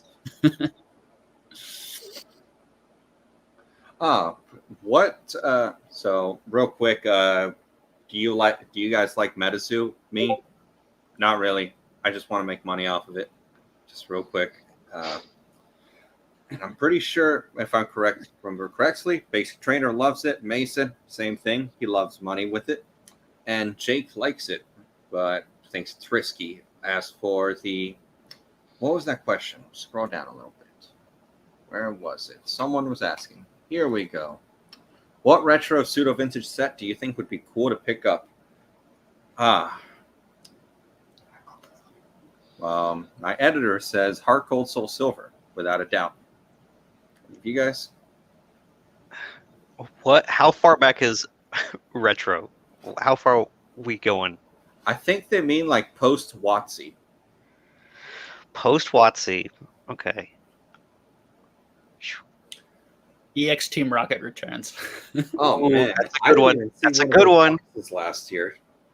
That's the coolest set. Now, within a reasonable range, I have to afford this product, or I No, can just have it for free. cool. It's Yeah, cool. I just think it's cool. I have to go with Legendary Collection. Legendary Collection. I was out of it when that came out. Okay. And when I got back in, I have a few packs. Never pulled the trigger on the box. I have a few slabs, 9s and 10s with the hollows, and I honestly think when I look at the pack art of those packs, when I look at the box art, when I look at those arts of the cards themselves, it really strikes a nerve. It really strikes that like, oh my God, this is so awesome. This is so beautiful. Very unique, very. It stands out. You put all of the sets on and they stand out, which is why the prices of those boxes are what they are, and those cards are what those prices are what they are. So, but that would be my answer. Mason? I guess in that range, probably like fire red, leaf green. I really like. I love the reverse hollow on that. Yeah, that is pretty cool. Yeah, that's probably. I could probably think of something else, but that's what I'm going with for right now. No For gold stars there. For myself, No, it's real. So if I were to throw out WotC because basic trainer throw out WotC, I'd say just Neo Revelation. I'm a stupid Magic card fan. Afterwards, I would absolutely love to have a Dragon Frontiers booster box. Just basic in that regard. Dragon Frontiers. If I remember correctly, that one has Latios, correct? Dragon Frontiers. Yeah. No. Frontiers. That's Deoxys. Oh, Deoxys? For the gold stars, you mean? Yeah.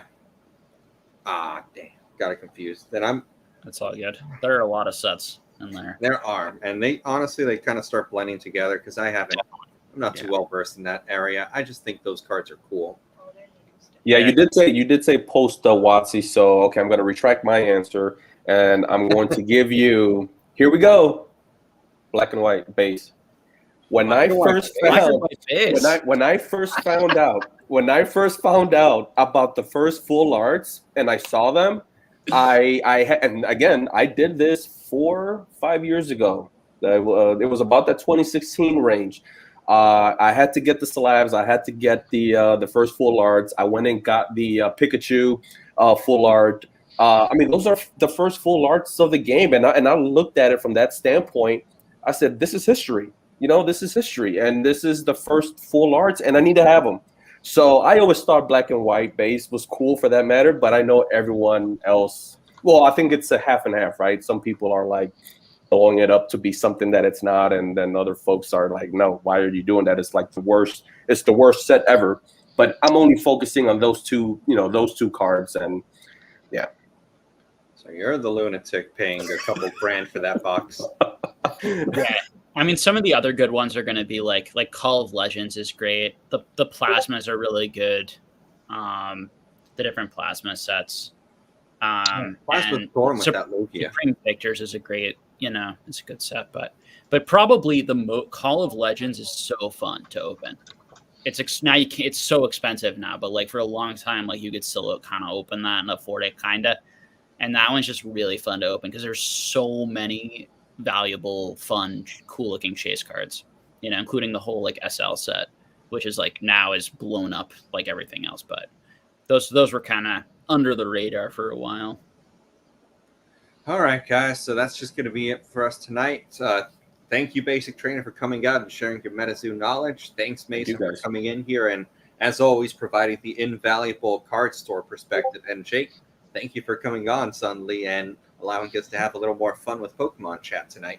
It's always nice being able to sit down with other creators and actually talk about Pokemon beyond just investing and just having some fun, even as simple as what's your favorite set or what's the worst set.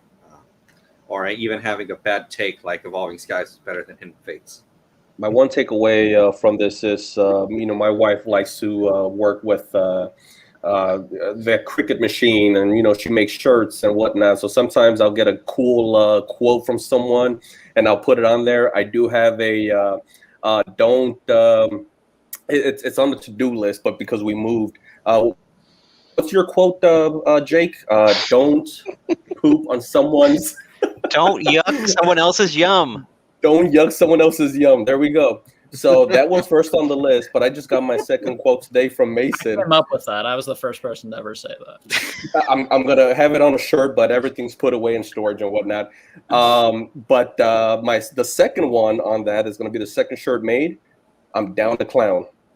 Down to clown. All right. ICP All right, might guys. have an issue with that, but all right, that's cool. All right, so one last time, everyone show for yourselves. We'll start with Basic Trainer to Mason to Jake. Instagram, Basic Trainer, 2 R's. I've been posting my collection here and there. I will not post that Charizard, but yeah, that's all I've got. I'm no influencer. I'm not cool enough. I am not an influencer either. No, I'm Cardinal Gaming. I talk about just LGS stuff, prices, allocations, more stuff about distributions that people want to know. Just cool stuff like that from running a business behind doing stuff with Pokemon. So we have a YouTube, Instagram. We post a lot of cool stuff on the Instagram page. Stuff we get in the shop, stuff like that. Kind of a more localized kind of stuff with the business itself. And then, our website, cardinalgaming.com. If you ever want to buy anything, I appreciate it. That's it. Jake from Pokenomics, the YouTube channel. I have a Patreon that we've been building out. We do monthly in-depth sort of like analytic discussions on different areas of the hobby, where I do like deep dives on prices, pop reports, some very niche stuff. Last month we did I went over every trophy card in the hobby, and did fairly deep dive on the pop reports, prices, history on those, things like that compiling lists for people.